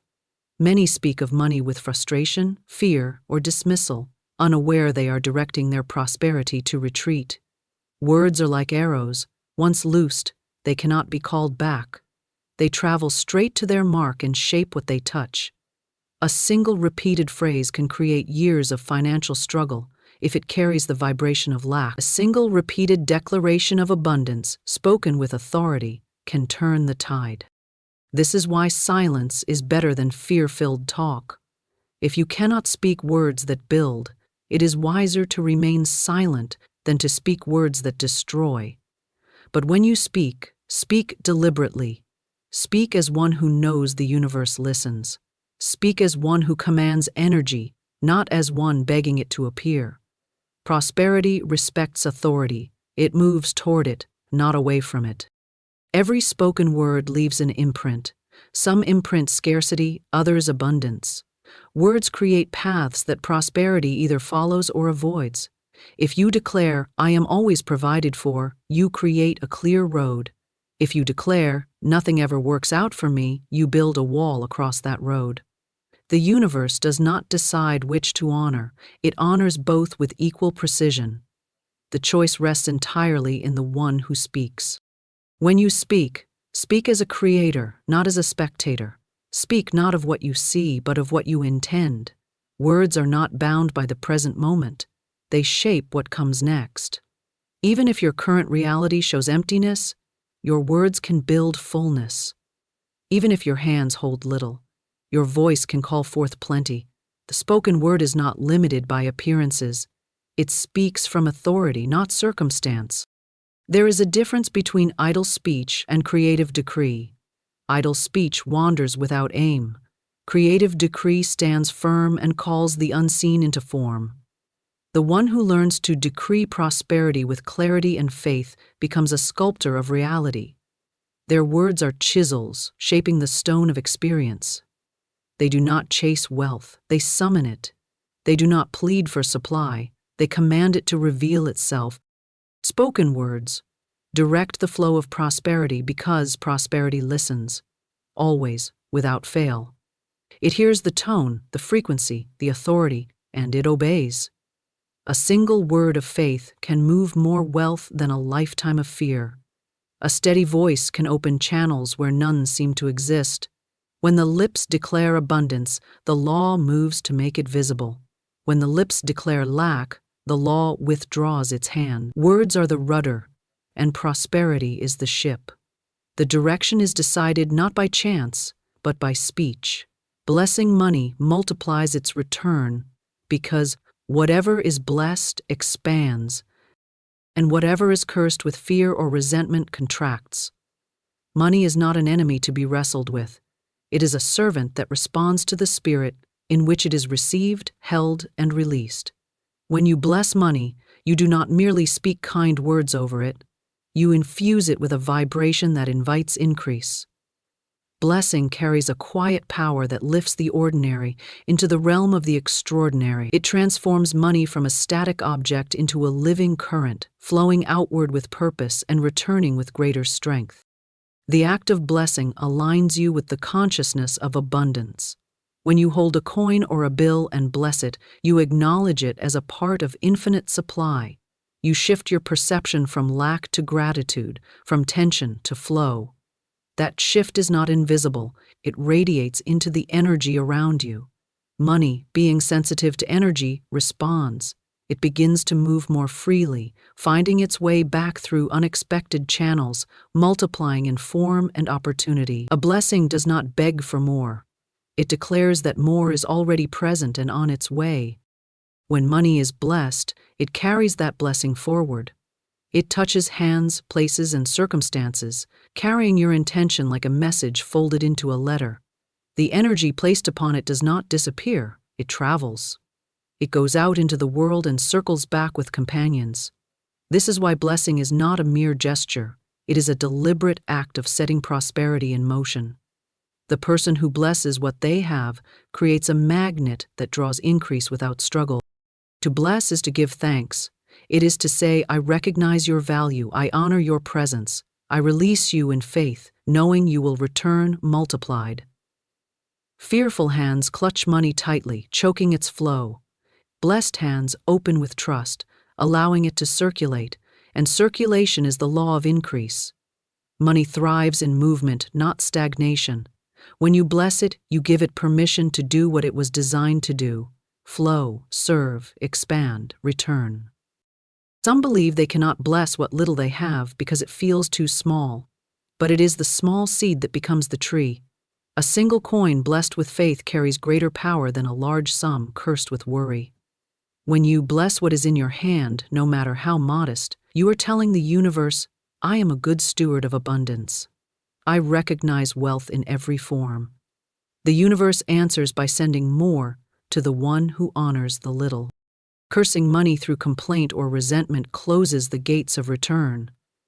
When someone looks at their funds and says, this isn't enough, the energy of lack wraps around the money like a net, binding its movement. But when they say, I bless this money and release it to multiply, the net breaks and the current flows freely. The blessing is not about ignoring reality. It is about commanding reality to expand. Words of blessing speak to the hidden potential within the money and potential answers to recognition. Blessing creates harmony between you and prosperity. It removes the sharp edges of fear that repel wealth. It replaces anxiety with calm authority. A person who blesses money walks with quiet confidence, not because they have everything, but because they know everything is always arriving. Each time they touch money, whether giving or receiving, they bless it. This steady rhythm of blessing builds an atmosphere where increase becomes natural. Money is not shy. It seeks places where it is respected, not feared. When you bless it, you create a warm welcome, a place where it wants to stay and grow. Just as plants thrive in nourishing soil, money thrives in a consciousness that honors and blesses it. Resentment is like frost. It drives prosperity away. Blessing is like sunlight. It calls it home. Every act of blessing creates a ripple. When you spend blessed money, it carries your energy forward. It blesses the receiver, the place, the transaction itself. That ripple moves outward, gathering momentum. When it returns, it carries not only its original amount, but the energy of everything it touched. Blessing multiplies because the universe mirrors it back in abundance. A person may live in the same circumstances as another, yet experience very different financial realities, simply because one blesses what they have while the other curses it. Blessing shifts the inner climate, and the outer world rearranges itself to match. It is not the amount that matters, but the energy surrounding it. One person may hold a small note and see limitation. Another holds the same note and blesses it, and that simple act becomes the opening through which greater supply pours. When you bless money as it leaves your hands, you are not losing it, you are sending it on a mission. You are saying, "Go forth," and return multiplied, carrying blessings with you. Money is obedient to intention. If it is sent out in fear, it drifts aimlessly. If it is sent out in blessing, it returns with purpose. Each transaction becomes a seed sown into fertile soil, guaranteed to bear fruit in its time.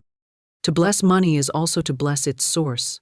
It is to recognize that behind the physical form is an infinite supply that can never run dry. Blessing affirms that supply is always flowing, always increasing, always present.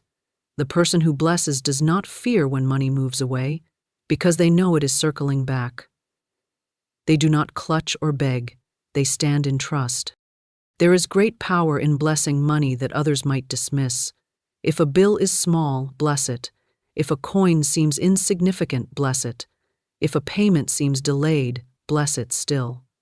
Each blessing spoken plants a seed, and every seed must yield a harvest. The universe never forgets a blessing. It keeps the record and answers in its own perfect way. Blessing dissolves the invisible barriers that often keep money from flowing. Many people live surrounded by walls of resentment toward wealth, believing it is scarce or unfairly distributed. That resentment acts like a closed fist. No current can enter a closed fist. Blessing, however, opens the hand, and what is open receives. When you bless the money in your wallet, your account, or your hand, you are blessing your relationship with abundance itself. You are declaring that you are not at war with prosperity, but in harmony with it. This harmony is magnetic. It calls forth opportunities, connections, ideas, and resources that match the energy of blessing. Money blessed in gratitude finds its way back in surprising forms. It may return through work, gifts, opportunities, or unexpected channels. It recognizes where it has been welcomed. Just as water finds the lowest point and gathers there, money finds the consciousness that blesses it and gathers there too. Blessing is like a beacon, guiding it home. Even when circumstances appear lean, blessing keeps the current alive. It prevents stagnation. A person who blesses their money daily builds an unbroken chain of faith. That chain becomes a channel through which supply can move freely. They stop seeing money as a struggle and begin seeing it as a river, steady and faithful. The energy of blessing is soft yet strong. It does not fight, it does not grasp. It simply declares, this money is good, this money is multiplying, this money is serving a divine purpose. And because the universe honors faith, that declaration becomes fact. A single blessing, repeated consistently, can shift an entire financial landscape over time. When you give, bless. When you receive, bless. When you look at your account, bless. When you see even the smallest coin, bless. Each blessing is a spark that lights the way for greater abundance to return. The more blessings are spoken, the stronger the current becomes. The stronger the current, the greater the return. Blessing money multiplies its return because it changes the vibration of both the giver and the gift. It creates harmony where there was tension, expansion where there was fear, faith where there was doubt. It turns ordinary transactions into channels of increase. It transforms the flow of wealth from something uncertain and fragile into something living, breathing, and eager to grow. Command, don't beg. Decree abundance, for the language of the universe is not pleading but authority, the unseen. Laws that govern prosperity respond not to desperation but to clear, unwavering command. To beg is to declare lack, to affirm powerlessness, to speak as one outside the gates of plenty. To command is to recognize your place within abundance, to speak as one who already belongs to the flow of supply. The difference between the two is not in volume or length of speech, but in the tone of consciousness behind the words. Command carries certainty, and certainty moves mountains that begging cannot touch. When a person begs for prosperity, they tell the universe they are separate from it. Their words may be dressed in hope, but beneath them is the vibration of fear, and fear is a wall. The universe does not withhold out of cruelty, it simply mirrors the state of mind. A plea says, "I do not have." A decree says, "It is already mine." And the law of abundance bends toward the latter with precision and power. The one who decrees abundance speaks as a rightful heir, not a wandering stranger. They understand that prosperity is not a prize to be won, but an inheritance to be claimed. Their words carry no tremble, no doubt, no hesitation. They speak and let their words stand, knowing that the law has heard and is already moving.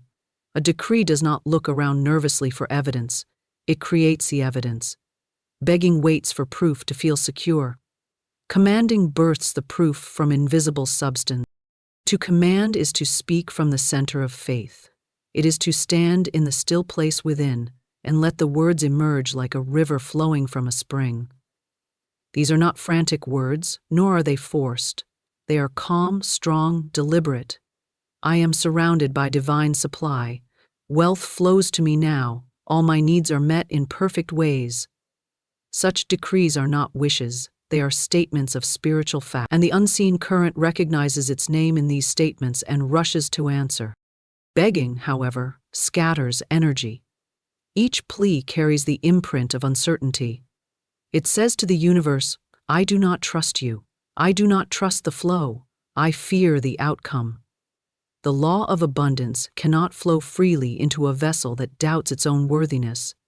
It must mirror what it receives, and what it receives in begging is the echo of emptiness. This is why so many plead for wealth and yet never find it. They are standing in the energy of not having, and energy can only multiply what is already present. A decree stands tall. It does not repeat itself out of fear that it will not be heard. It speaks once with conviction and rests. If spoken again, it is with the same quiet authority, not desperation. Just as a king does not beg his servants but commands with certainty, so the soul must speak to the substance of wealth. A king does not chase his decree to see if it was obeyed. He knows the decree has already set the wheels in motion. Commanding abundance is not arrogance, it is alignment. It is stepping into the natural place of power that has always belonged to the spirit. It is the recognition that wealth is not outside of you, but flows through you. When you command, you are not seizing something foreign. You are activating a current that has been waiting for your permission to move. The substance of prosperity does not argue. It obeys the voice of clear authority without delay. The difference between begging and commanding can be felt in the body. Begging tightens the chest, weakens the voice, and clouds the mind. It places the speaker in the position of a beggar outside the gate, hoping for a crumb. Commanding lifts the chest, strengthens the voice, sharpens the gaze. It places the speaker within the palace, speaking as one who belongs. The inner shift is the key. Prosperity listens to that inner tone more than the outer words. When you command abundance, you are not demanding from others or forcing the world. You are aligning with the invisible law that governs all supply. You are declaring, "I accept what is already mine." That declaration does not create wealth from nothing. It awakens wealth from the invisible reservoir that has always been there. To command is to open the gate. To beg is to stand before the gate, imagining it locked. A beggar's words create delay because they carry doubt. Doubt slows the flow of manifestation like thick mud slowing a stream.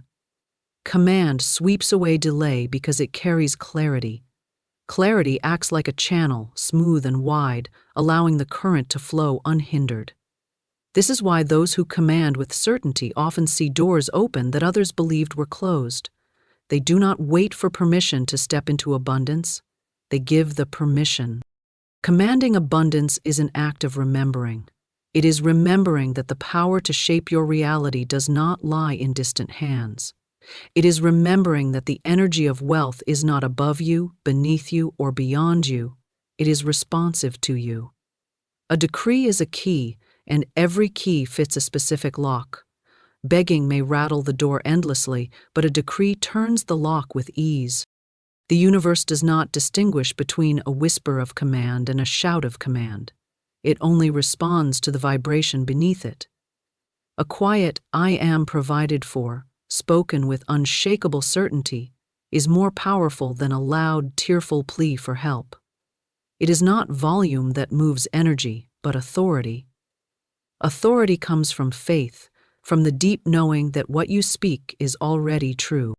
When you speak a decree of abundance, you are not asking for permission from the world. You are giving instructions to energy. You are saying, "This is the pattern, this is the form, this is the reality that shall be." Energy, being obedient, shapes itself to that pattern. It may appear through unexpected channels, through unseen hands, but the pattern was set by the command. Those who live in begging energy often wait endlessly. They believe they must convince the universe to grant them what they desire, as if it were a reluctant giver. But the universe is not reluctant. It is neutral, awaiting direction. It does not choose sides. It mirrors states of being. Command gives it a clear direction to mirror. Begging gives it confusion, and confusion reflects confusion. Command is not frantic or aggressive. It is still and absolute. It does not explain, justify, or argue. It speaks once, twice, or as many times as needed, not to convince but to affirm. It is like a captain giving orders to a crew. The crew does not question the authority of the command, it acts. The energy of abundance responds in the same way.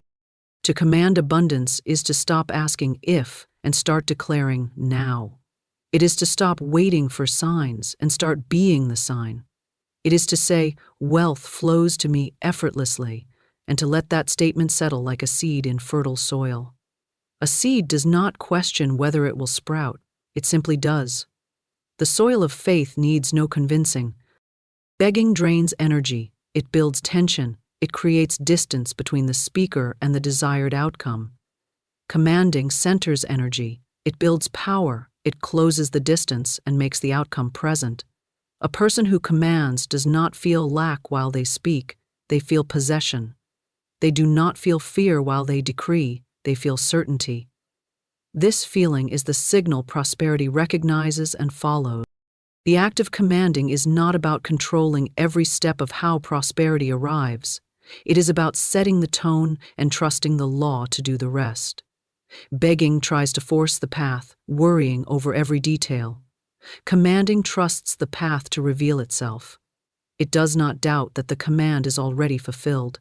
It does not count the hours. It stands in quiet assurance. When you command abundance, you are stepping into your rightful authority as a co-creator with the universe. You are no longer an outsider hoping for favor. You are a participant shaping reality. Your decree moves through unseen channels, organizing circumstances, aligning people, opening doors. You may not see the movement instantly, but it is happening the moment the command is spoken. To beg is to speak from scarcity. To command is to speak from abundance. Begging creates shadows, commanding creates form. Begging builds delay, commanding builds pathways. The shift between the two is subtle but absolute. It is the difference between living as a seeker and living as a creator. When the voice steadies and the heart knows, the universe bends without resistance. The power to command is already within every person. It does not need to be earned or begged for. It only needs to be remembered and used. The law of abundance has always waited for clear instruction. The moment command replaces begging, the tide turns. The unseen current, which seemed distant, begins to move. The atmosphere shifts. The river of supply finds its channel. To speak with authority is to align with truth. To command abundance is to declare what is real beyond appearances. This command does not beg for the gate to open, it simply walks through. It does not question its right to be heard, it knows the law is already listening. It does not chase after wealth, it stands as wealth and lets everything align around it. Money is energy, not just paper or coin, and when you understand this truth, the entire relationship with prosperity begins to shift. What people often call money is only its physical symbol, a visible representation of an invisible current. This current moves like wind, unseen yet powerful, responding not to chance but to vibration, thought, and intention. Paper can burn, coins can rust, numbers can change, but the energy behind money flows endlessly, waiting for the direction you give it. When you treat money as energy, you stop clinging to its forms and begin shaping its movement. You no longer chase it, you guide it. This energy is neutral. It does not have emotion, judgment, or preference. It obeys the signals it receives, and the strongest signal comes from the consciousness that holds it. When a person radiates fear, scarcity, or resentment, the energy of money moves away, not out of malice, but because energy always seeks harmony. It flows where it is welcomed, it multiplies where it is trusted, it thrives where it is understood. Those who see money only as paper and coin often chase it with anxious hands. Those who recognize it as energy learn to direct it with calm authority. The physical form of money is like a vessel, but the vessel is meaningless without the current inside. It is the energy that determines how money behaves. This is why some hold great sums yet feel lack, while others hold little yet attract more. One sees only the symbol and fears losing it. The other understands the current and trusts its flow. When you hold a bill or look at a balance, you are not seeing your wealth. You are seeing one temporary shape it has taken. The shape may change, but the energy behind it remains constant, ready to take new forms. This energy responds to clarity. If your thoughts are scattered, fearful, or full of doubt, money's energy mirrors that confusion. It becomes hard to grasp, slipping away through unexpected expenses or missed opportunities. But if your thoughts are focused, confident, and expansive, money's energy aligns with that vibration. It flows in through doors that seem invisible to the eye. It finds paths that logic alone could not map. Energy does not need to be chased because it is not running away. It is waiting for direction. The energy of money loves circulation.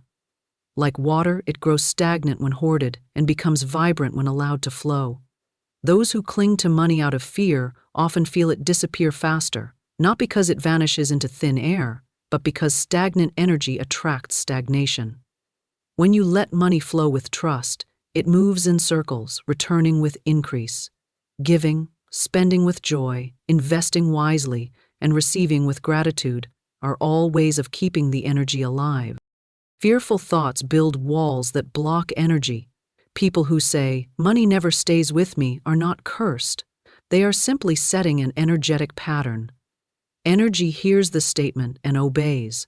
But when you say, "Money flows to me effortlessly and continuously," you set a new pattern, and the energy begins to move accordingly.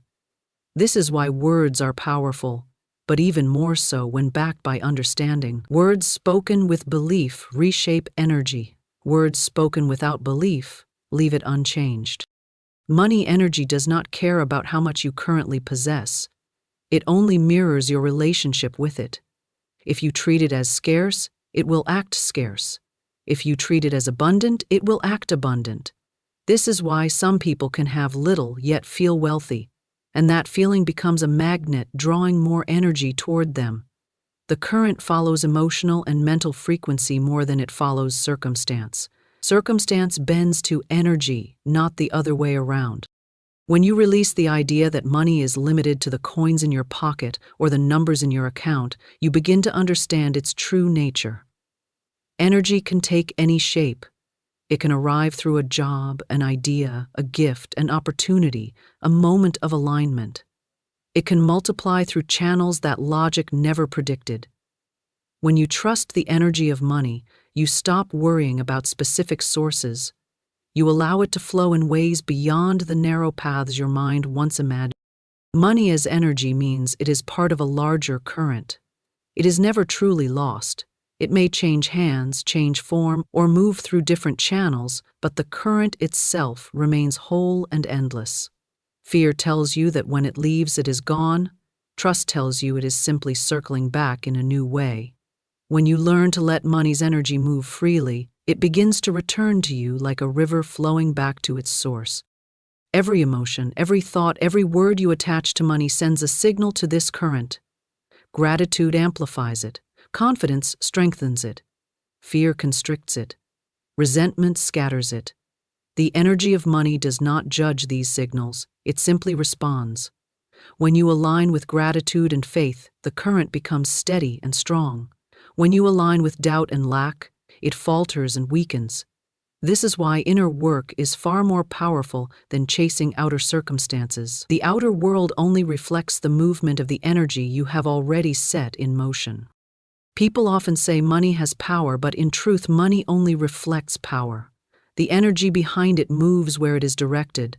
Those who fear it become servants of its form. Those who understand it become masters of its flow. A coin can lie still, but the energy behind it is never still. It is alive, listening for command. It moves toward strength, away from fear. It flows toward expansion, away from contraction. When you treat money like energy, you stop making it heavy. You stop wrapping it in shame, guilt, or resentment. You begin to handle it lightly, with respect, but not with desperation. You bless it when it arrives. You bless it when it moves away. You trust it to return multiplied, not because of blind faith, but because energy always seeks balance. What is sent out with strength and blessing must circle back. The energy of money is infinite because the source behind it is infinite. Paper is printed, coins are minted, numbers are written, but the current existed before any of those forms. It flows through people, ideas, and circumstances, taking shape wherever belief allows it. Those who align with abundance tap into this endless current. Those who align with lack cut themselves off, not because the current has stopped, but because their walls are up. Energy loves clarity of direction. If you constantly worry about losing money, you are giving it the direction to move away. If you constantly affirm its arrival, you are giving it the direction to come closer. It listens not to hesitation, but to certainty. A single clear intention held firmly has more power over money's energy than years of anxious effort. Clarity draws it in like a magnet. Money energy does not require force to move. It requires alignment. It moves easily through those who trust it, like wind moving through open doors. Those who grasp at it, fear it, or despise it close their doors, and the current passes them by. It does not punish. It simply follows the path of least resistance. When your mind and heart open, the current flows back in. When you understand that money is energy, you no longer panic when it shifts form. You no longer feel powerless when it seems to leave. You know it moves like a tide, flowing in and out, always connected to the ocean of supply. This trust removes the desperation that blocks its return. It creates space for new forms of wealth to appear, often from directions you never expected. Money energy thrives on movement. When you give generously with faith, it flows. When you invest with clarity, it grows. When you receive with gratitude, it multiplies. Fear of loss freezes it. Doubt clouds it. Trust liberates it. Those who understand this truth live in a rhythm where money moves freely, constantly circulating and expanding. The energy behind money is not personal, but the relationship you build with it is. It will always mirror the state you hold. If your state is one of ease and trust, the flow will mirror ease and trust. If your state is one of fear and control, the flow will mirror resistance. Understanding this gives you power, not over others, but over your own vibration, your own alignment, your own channel through which energy moves. When you look at money as energy, every interaction with it becomes sacred, not because the paper or coin is sacred, but because the energy it represents is infinite. You begin to handle it with reverence, speak over it with authority, and guide it with intention. You bless its flow instead of fearing its absence. You become a conductor, not a chaser of wealth. This energy never sleeps. It is always moving, always listening, always responding.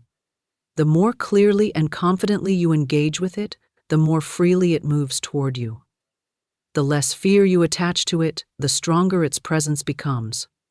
Those who learn to align with the energy of money do not live in constant struggle to hold on to its physical forms. They live in steady partnership with an endless current that knows how to return, multiply, and serve. The universe is a grand storehouse, and you hold the key. That key is not carved from metal, but from thought wrapped in faith, spoken with conviction, and trusted with the certainty that what is yours cannot be withheld. You are not here to scrape and strive in the dust. You are here to walk the jeweled path of supply, where every step is met by a provision, every desire is answered before it is even spoken. While you sleep, the conscious mind lays down its tools, and the gate to the subconscious swings open. In this holy stillness, the seeds of your words take root. The night hours become your secret workshop, your inner temple, where the law of prosperity is etched deeper into your soul. You are a silent gardener, planting truths that will bloom into a harvest of gold. It is written in the fabric of life that lack is a shadow, not a fact. The only reality is abundance, rivers of it, endless and flowing.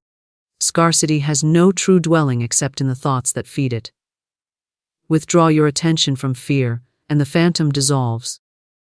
Place your attention upon the rich, eternal substance of the infinite, and that substance will pour itself into every channel of your life.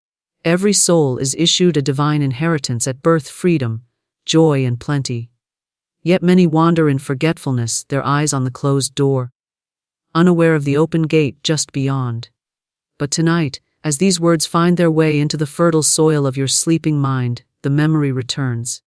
You begin to remember who you are. You begin to remember that you and supply are one. Money is but a symbol, a messenger of freedom, and it comes swiftly when the path is clear. And what clears the path? Right words, right images, right belief. In the quiet hours, your mind can be threaded with the golden cord of truth. You will awaken with new eyes, seeing opportunities where there once seemed to be walls. Do not think of wealth as something to chase. Think of it as something to magnetize. A magnet does not run after the iron, it simply stands in its power, and the iron comes. So it is with you and the riches prepared for you. In sleep, these affirmations will be etched into the bedrock of your being, until your very vibration hums with prosperity's tone. You will rise from your bed as one who has already received, for in truth, you have. The unseen has already taken shape. The supply has already been summoned. As night gives way to morning, the invisible becomes visible, and you step into the day, carrying the fragrance of answered prayer. Do you want me to also craft the affirmations that would play during the sleep portion in the same style? They would seamlessly match this introduction's tone. Abundance is the only reality, for it is the natural state of the universe and the eternal truth that underlies all appearances. When you strip away the illusions woven by fear, doubt, and limitation, you see that life itself is an overflowing river, pouring forth without pause or measure. The air you breathe is infinite. The stars above cannot be counted. The grains of sand on every shore defy numbering. This endlessness is the signature of the infinite, a divine reminder that supply is never exhausted and never withheld. Scarcity is but a shadow of human thought, projected upon the screen of experience, while abundance is the ever-present light that waits to be recognized. To live in the awareness of abundance is to align with the law that governs all creation. This law knows no depletion, for it draws from a source that is without beginning and without end. The tree does not struggle to bear fruit, the sea does not ration its waves. In the same way, you are not designed to scrape and grasp, but to receive and to flow. The root of all struggle lies in the belief that there is not enough money, not enough opportunity, not enough love. But this belief is a veil, and when it is lifted, the infinite storehouse of the universe stands revealed. That storehouse is not far away. It is the very field of substance in which you live, move, and have your being. Every thought you hold is a mold in the substance of life, shaping the forms that appear in your world. When the mold is shaped by fear, the substance pours into it and produces want. When the mold is shaped by faith, the same substance pours into it and produces plenty. Substance does not decide what to give, it simply responds. You are the selector, the fashioner, the director of the flow. And so, when you hold to the truth that abundance is the only reality, you become the open channel through which supply rushes, unhindered and unresisted. The belief in lack is not a law. It is a habit of thought, and any habit can be replaced. Each time you affirm abundance, you are loosening the chains of the old belief. Each time you notice the bounty of the present moment, the warmth of the sun, the song of a bird, the kindness of a smile, you are training your mind to see what is real.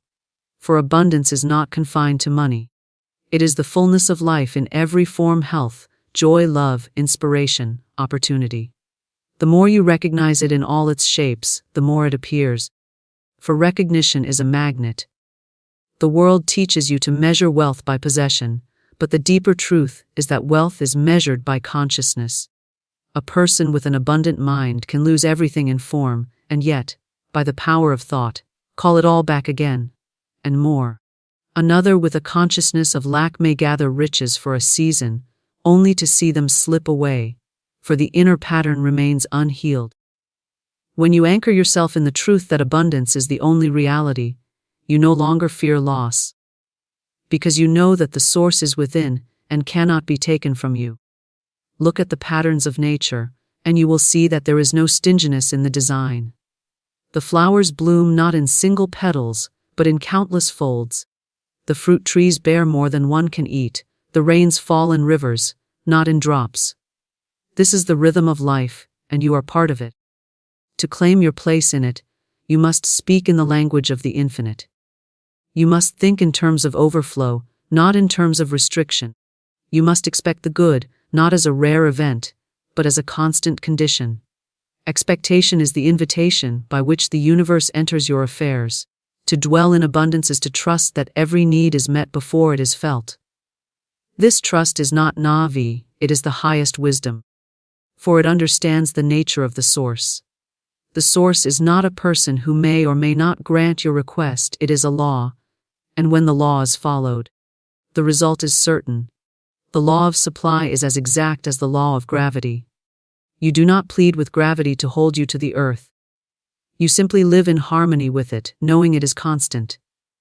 In the same way, when you live in harmony with the law of abundance, thinking abundantly, speaking abundantly, giving abundantly, the flow cannot be stopped. Many guard against giving because they fear depletion. But this is a misunderstanding of the law. In truth, giving is the signal that the channel is open and able to receive more. When you release with joy, you declare to the universe, I live in the realm of infinite supply, and I trust the current to return multiplied. The miser closes his fist and so closes the circuit, while the giver opens his hand and feels the constant inflow. What you send forth in thought, word, or substance returns to you in kind, magnified by the creative power of the law. There is no season to abundance, it is eternal. What appears as winter in your affairs is merely a shifting of form, not a withdrawal of supply. The roots remain alive beneath the surface, ready to send up new shoots when the inner climate is right. That climate is shaped by your conviction. If you declare, even in the seeming desert, the river is here, though my eyes cannot see it, you summon it into visibility. Faith is the bridge between the unseen abundance and its manifestation in your tangible world. In truth, you are never separated from your good. The supply is like the air, invisible, all-encompassing, entering the smallest crack if only you will allow it. To say there is not enough is like saying there is not enough sky. The mind may build walls, but the moment they are lowered, the sky floods in. Your task is to lower those walls through the steady remembrance that the universe is lavish beyond measure and that you are heir to its riches. Not by force, not by hoarding, but by aligning with its law, you walk in that inheritance. I can continue this expansion in the exact same tone if you want it to flow beyond 1,000 words and deepen the imagery of abundance as reality. Even more, would you like me to? Sleep opens the gateway to the subconscious, for in those quiet hours when the conscious mind has laid aside its ceaseless questioning, its restless measuring, its constant guarding, the deeper mind is free to receive without interference. The subconscious is the fertile soil of your being. Whatever is planted there will surely grow. For it does not reason, it does not debate, it does not reject the seed. It simply takes what it is given and multiplies it, bringing it into form with the certainty of the seasons. The waking mind may doubt, but the sleeping mind does not. It is the silent builder of your world, following the blueprints you hand to it day after day, night after night. During the waking hours, the conscious mind acts as a gatekeeper, sorting, judging, and often dismissing ideas before they can take root. But when you sleep, that gatekeeper steps aside. The door to the inner chamber swings open, and suggestions, impressions, and affirmations can slip through unchallenged. This is why words spoken or heard in sleep have such power. They bypass the critical faculties and settle directly into the heart of creation. The subconscious accepts them as truth and begins its work at once, arranging conditions, attracting people, and shaping events to match the pattern it has been given. In sleep, the body rests, but the mind continues its labor. The subconscious does not slumber. It is the ceaseless engine of your experience. It does not care whether the instructions it follows lead to prosperity or poverty, joy or sorrow. It simply obeys the dominant impressions it has received. That is why it is of the utmost importance to feed it only with the images and words you wish to see expressed. If you fall asleep dwelling on fear, you are watering the seeds of that fear. If you fall asleep saturated with thoughts of abundance, love, and freedom, you are planting the garden of your own joy. The moments before sleep are especially powerful, for in them the conscious mind grows quiet, its hold on the outer world loosens, and the subconscious becomes highly receptive. In these moments, affirmations sink in deeply, like drops of water on parched earth. But even more potent is the state of full sleep, when the conscious mind is completely withdrawn. In that deep rest, the subconscious is like a wide, open field under the full sun, ready to bring forth whatever has been sown into it. A single phrase repeated into the sleeping ear can, over time, transform an entire life. There is no resistance in the sleeping mind, and without resistance, the law of growth works swiftly. Just as a farmer does not struggle to make the seed sprout, but simply places it in the soil and trusts the process, so you may rest in confidence that what you impress upon the subconscious will surely bear fruit. The night becomes a sacred workshop in which the designs of your future are drawn. You may think you are doing nothing, but in truth, the most important work is taking place without your conscious effort. In sleep, the outer senses close, but the inner senses awaken. The ears of the subconscious are always listening, always alert to the tone and meaning of what they receive. The images of the day, the feelings you have nurtured, the words you have heard, all are reviewed and absorbed in the quiet theater of the night. This is why many awaken with sudden clarity, with ideas fully formed, or with solutions to problems that seemed impossible the day before. The subconscious has been at work, free from distraction, carrying out the instructions embedded within it. To use sleep as a gateway is to work with the rhythm of creation rather than against it. Instead of allowing the random impressions of the day to seep into your inner world unchecked, you become deliberate. You choose the last thoughts you entertain before drifting off. You choose the words you hear, the feelings you dwell upon, the mental pictures you hold. You understand that these will become the raw material with which the subconscious shapes your tomorrows. In this way, the night hours, which many waste, become the most productive part of your life. When you listen to affirmations, prayers, or words of truth in sleep, you are pouring living water into the roots of your mind. Those roots do not discriminate. They will absorb whatever is offered.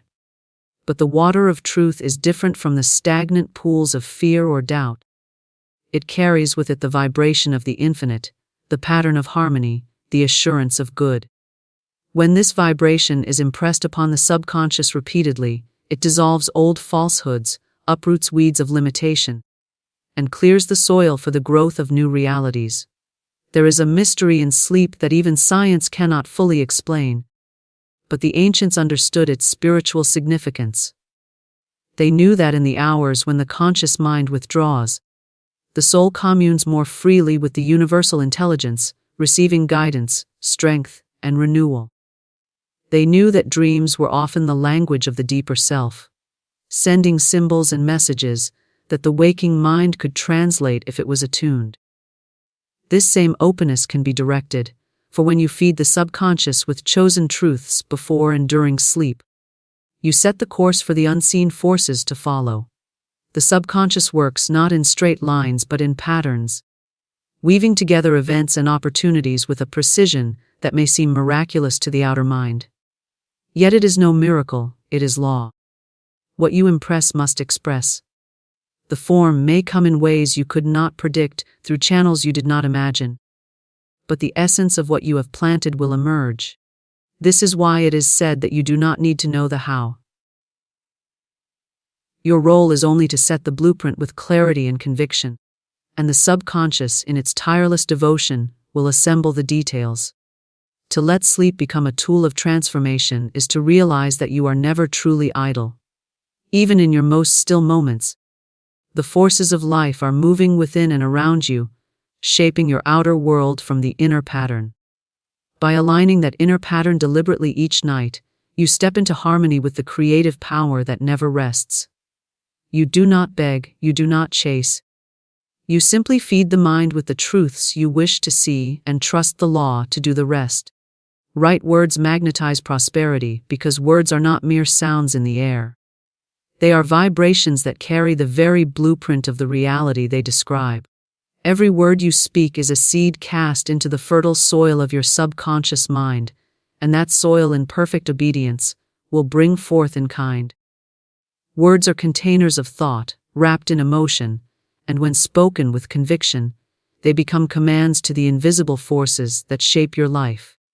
To speak is to set creation in motion, for nothing is ever built in form that was not first spoken in essence. The universe responds to the tone and quality of your words, for every word is a frequency, and frequencies attract their match. Words of fear, doubt, and limitation summon experiences that match those vibrations. Words of faith, abundance, and joy call forth conditions that reflect their higher tone. You cannot speak lack and expect plenty to appear. You cannot declare hardship and expect ease. The law is exact and unchanging as you speak, so it becomes. To magnetize prosperity, your words must be in harmony with the reality you wish to live. The right word is not chosen by accident. It is born of intention and clarity. It does not wander aimlessly, it is aimed like an arrow at the heart of what you desire. When you say, "I am surrounded by abundance," you are not describing a wish, you are issuing a decree. The words carry an image, and the subconscious mind accepts that image as a pattern to be fulfilled. The outer world begins to shift in ways that seem almost magical.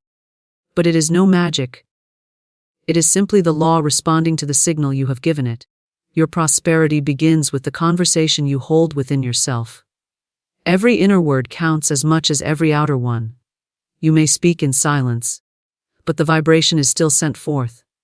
If, in your thoughts, you constantly affirm lack, the vibration is no less powerful than if you said it aloud. If, however, you choose to fill both your mind and your speech with words of wealth, ease, and success, you create a magnetic field around you that draws those very conditions into your life.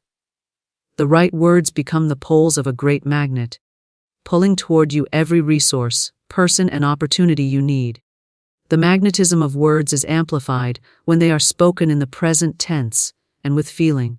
The subconscious does not understand, "someday," or "I will have." It responds to, I am, I have, I receive. These declarations tell it that the thing desired already exists, and so it moves to align your outer conditions with that inner truth. Feeling is the electricity that charges the words, giving them the power to pierce through layers of old belief and plant themselves deeply in the subconscious. Cold words are like seeds scattered on stone. Warm, living words are seeds in rich earth, ready to sprout. Every word carries a mental picture, and that picture is the true magnet. When you speak of wealth, see wealth in your mind. When you speak of opportunity, feel the doors opening before you. The image fixes the vibration, and the vibration summons the matching form. This is why idle talk can be so dangerous. Careless words carry careless pictures, and careless pictures invite unwanted results. To speak rightly is to speak deliberately, always aware that your words are painting the scenery of your tomorrows. Gratitude spoken aloud is one of the most magnetic forms of right speech. When you give thanks for something, you affirm its presence, whether seen or unseen. You create a vibration of already having, which is irresistible to the law of supply. To say, I am grateful for the abundance flowing to me now, is to plant the seed and water it in the same breath. Gratitude is not mere politeness. It is a powerful tool of creation, and when spoken consistently, it sets up a constant inflow of good. Another aspect of right words is the removal of contradiction. Many speak a truth one moment and cancel it with a word of doubt the next. They declare, I am prosperous, but follow it with, if only I could afford. This sends mixed signals to the subconscious, which then produces mixed results. The magnet loses its strength when the poles are reversed. Consistency is the secret. Let every word, both spoken and unspoken, point in the same direction. The more consistent the vibration, the stronger the pull toward prosperity. Your words also act as a signal to others, drawing to you those who resonate with the frequency you carry.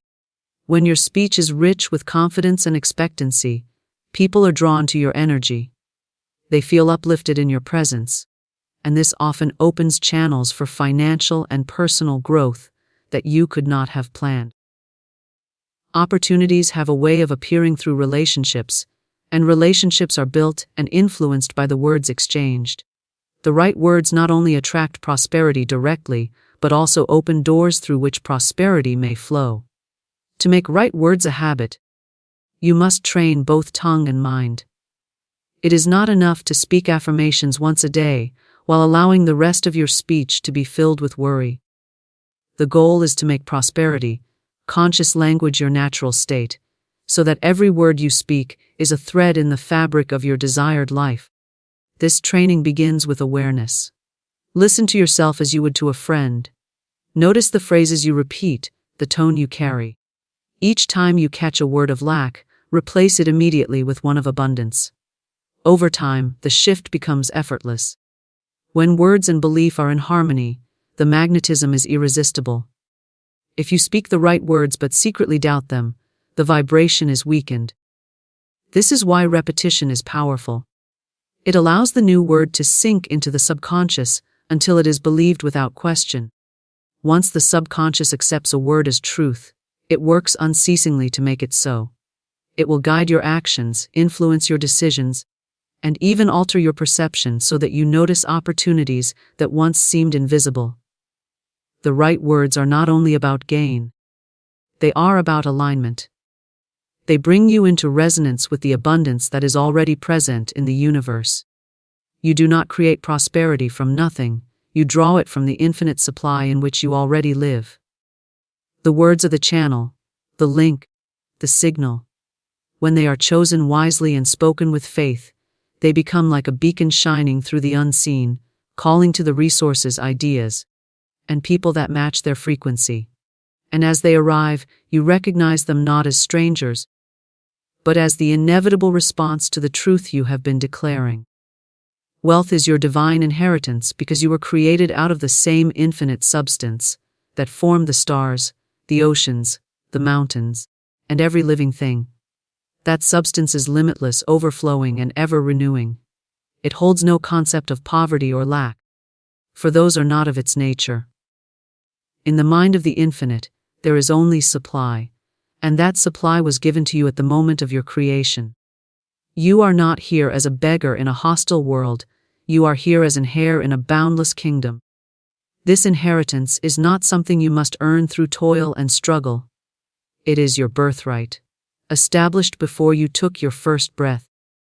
When a child is born into a family of great wealth, that child does not need to prove their worthiness to receive what is already theirs. The estate belongs to them by virtue of who they are. In the same way, you are born into the household of the infinite, where the estate is the entirety of creation and your name is already written in its registry. Every resource, every opportunity, every blessing exists as part of the inheritance you carry simply by being a child of the divine. Yet many live as though this truth were hidden from them, accepting the scraps of limitation while the banquet of abundance lies untouched. This inheritance is not limited to coins and currency. It includes health, joy, creativity, wisdom, love, and peace. Wealth in its truest form is the fullness of life, the constant flow of good in every direction. Money is simply one expression of that flow, a symbol that can be exchanged for experiences and comforts, but the root of your wealth is far deeper. It is the constant access you have to the infinite storehouse of ideas, inspiration, and resources that the universe holds in trust for you. This storehouse is not locked, its doors are always open to those who recognize that they belong. Recognition is the key. The inheritance is yours. But if you believe you are unworthy, if you believe the storehouse is closed, you will not step forward to claim it. The law of life does not force itself upon you, it awaits your acceptance. You accept it by speaking in the language of ownership, by thinking in the patterns of abundance, by acting with the confidence of one who knows they are backed by infinite supply. When you walk with the quiet assurance that everything you need is already provided, you align yourself with the flow of your inheritance. There is a spiritual law that what is true in the unseen must eventually appear in the seen. Your divine inheritance exists in the invisible realm of spirit, but it is meant to be expressed in your physical life. The means by which it becomes visible is your consciousness. A mind filled with lack cannot translate the unseen riches into tangible form. But a mind filled with expectancy, gratitude, and vision opens the channel through which the invisible wealth pours forth. This is why two people may live in the same world, surrounded by the same opportunities, and yet one thrives while the other struggles. One has claimed the inheritance inwardly, the other has not. Claiming your inheritance is not an act of arrogance, but of obedience to the truth. To deny your wealth is to deny the nature of your source. The infinite expresses itself through you, and its nature is abundance. To live in poverty, consciousness is to close the channel through which that expression flows. But when you affirm your wealth as a divine reality, you honor the one who provided it. You become a willing vessel for the flow of good, and that good increases because it has a clear passage through you. Wealth as your inheritance also means you can release the idea of competition. In the human mind, wealth is often seen as limited, something that must be taken from another to be gained. But in the divine order, there is no shortage. The supply is infinite, and your receiving it does not diminish another's share. In fact, your prosperity can be a blessing to others, for the more you have, the more you can give. You become a distributor of the infinite flow, and in giving, you prove your faith in the endless nature of your source. The law responds to this faith by sending even more through you, for the channel that gives freely is the channel that remains open. You are never outside of your inheritance, you are in it now, as a fish is in the sea. You may not always feel it, because your attention may be fixed on appearances of lack, but the substance of supply surrounds you constantly. Every idea that comes to you, every helpful connection, every opening door, is a thread in the great tapestry of your wealth. To live with awareness of this is to recognize that you are always supported, always guided toward greater good. Even apparent setbacks can be part of the rearrangement that leads you to richer blessings. The inheritance is also self-renewing. Unlike an earthly estate that can be divided and diminished, the wealth of the infinite grows as it is used. When you draw upon it, you do not deplete it. You expand your capacity to receive more. This is why opportunities multiply for those who act boldly in faith. Their use of the inheritance enlarges the channel, allowing greater flow. Fear, on the other hand, shrinks the channel. When you cling tightly to what you have, believing it to be all there is, you restrict the flow and experience the very limitation you fear. The remembrance of your inheritance must become a daily practice. The world may show you pictures of scarcity, but you are not bound by them. You are bound only by what you accept as true. By affirming each day that wealth is your divine right, you train your mind to see beyond the temporary conditions to the eternal supply. You begin to notice opportunities that match your truth. You attract people and circumstances that serve your prosperity. You act with greater confidence, make decisions from a place of trust, and take inspired steps that lead to increase. This inheritance is not for some distant future or an afterlife. It is for here and now. The divine did not create you to live in want until some appointed time. It provided for you fully from the beginning. You are meant to enjoy the richness of life in this very moment. Every breath you take is part of that wealth, every sunrise, every friendship, every inspiration. When you start to see life itself as the treasure it is, you open yourself to receive more of it in all its forms. The more you appreciate, the more you align with the vibration of having, and the more the law responds with increase. Gratitude seals the flow of supply, because it is the final stroke that completes the circuit between giving and receiving. When you give thanks, you acknowledge that the good you have received is real, that it is yours, and that it comes from an unfailing source.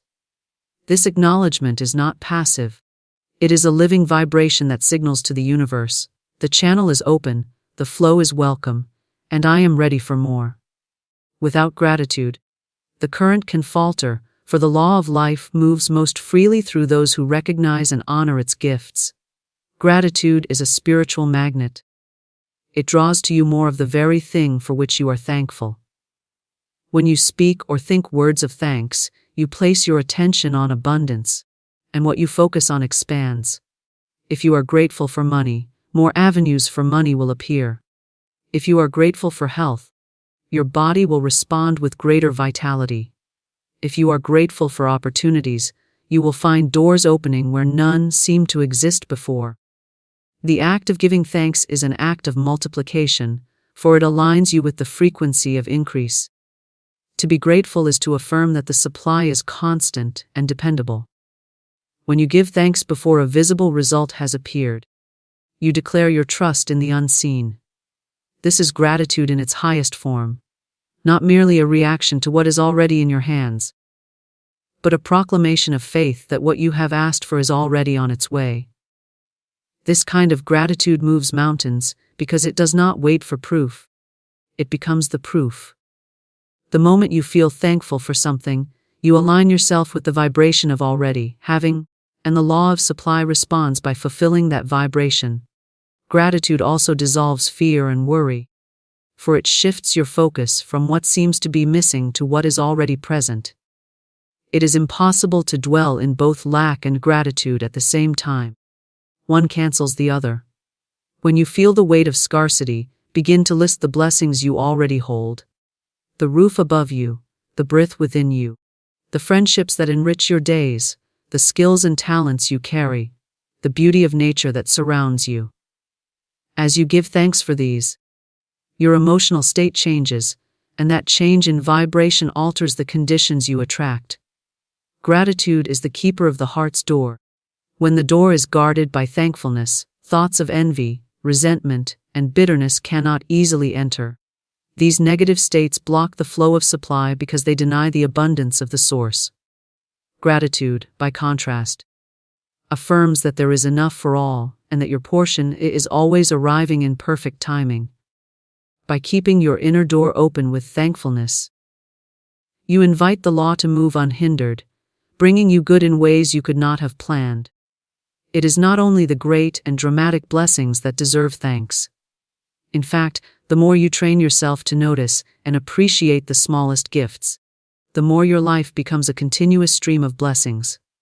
A kind word, a moment of laughter, a spark of inspiration, a ray of sunshine, all are signs of the infinite at work in your life. As you thank the source for these, you cultivate a constant state of receptivity. The supply does not have to force its way to you, it finds you open, ready, and willing to receive. Gratitude spoken aloud is especially powerful because it gives the feeling of thankfulness a form and a vibration that can be felt both within and without. Words carry energy, and when those words are filled with appreciation, they radiate a frequency that influences everyone and everything around you. Those who encounter you in a state of gratitude feel uplifted, and this in turn creates more opportunities for mutual benefit. Gratitude not only seals your own flow but also encourages the flow of supply in the lives of those you touch. Giving thanks also strengthens your faith. Each time you acknowledge a blessing, you remind yourself that the law of supply has worked for you before and will work for you again. This remembrance builds confidence, making it easier to trust the process when the outer appearance seems slow to change. Gratitude becomes the anchor that holds you steady, keeping you aligned with the truth that supply is constant, even if its form is not yet visible. There is a subtle but profound difference between longing for something and being grateful for it. Longing says, "It is not here yet," and thus affirms absence. Gratitude says, "It is here now," and thus affirms presence. The subconscious mind does not differentiate between what is seen and what is vividly felt. When you feel gratitude for something as though it were already yours, the mind accepts it as reality and works tirelessly to bring it into form. Gratitude also transforms the act of giving. When you give from a sense of duty or fear, the vibration is heavy and the return is slow. When you give from a place of deep thankfulness for the abundance you already have, your gift is charged with the energy of increase. The law of circulation takes that energy and returns it multiplied. Giving with gratitude keeps you in harmony with the truth that you are part of an unbroken cycle of receiving and sharing, a cycle that grows richer with each turn. Daily practice of gratitude turns it into a natural state rather than a forced effort. Begin and end each day by naming the blessings you see and the blessings you expect. This frames your waking and sleeping hours in a vibration of abundance, training your subconscious to seek out more reasons for thanks. Over time, this practice reconditions your entire consciousness, making prosperity your default mode of thought. Gratitude also protects you from the illusion of comparison. When you are deeply thankful for what is yours, you are not swayed by what others have or appear to have. You know that your supply is unique to you, arriving in the right form and measure for your path. This keeps you free from the distraction and dissatisfaction that comparison can bring, allowing you to remain focused on your own flow and your own alignment with the source. In moments when challenges arise, gratitude becomes even more vital. It may seem unnatural to give thanks when faced with difficulty, yet this is when gratitude wields its greatest power. By giving thanks for the lesson, the growth, or the unseen blessing that will emerge from the situation, you lift yourself above the vibration of the problem and into the vibration of the solution. The law responds to this higher vibration by guiding you to answers and opportunities that could not be seen from the level of complaint or despair. Gratitude seals the flow of supply because it is the closing gesture of trust. It is the act of placing your signature on the contract between you and the infinite, affirming that you accept your good and expect its increase. It turns receiving into a complete experience and transforms desire into fulfillment. Through gratitude, you keep the channel open, the current moving, and the law of abundance working without interruption.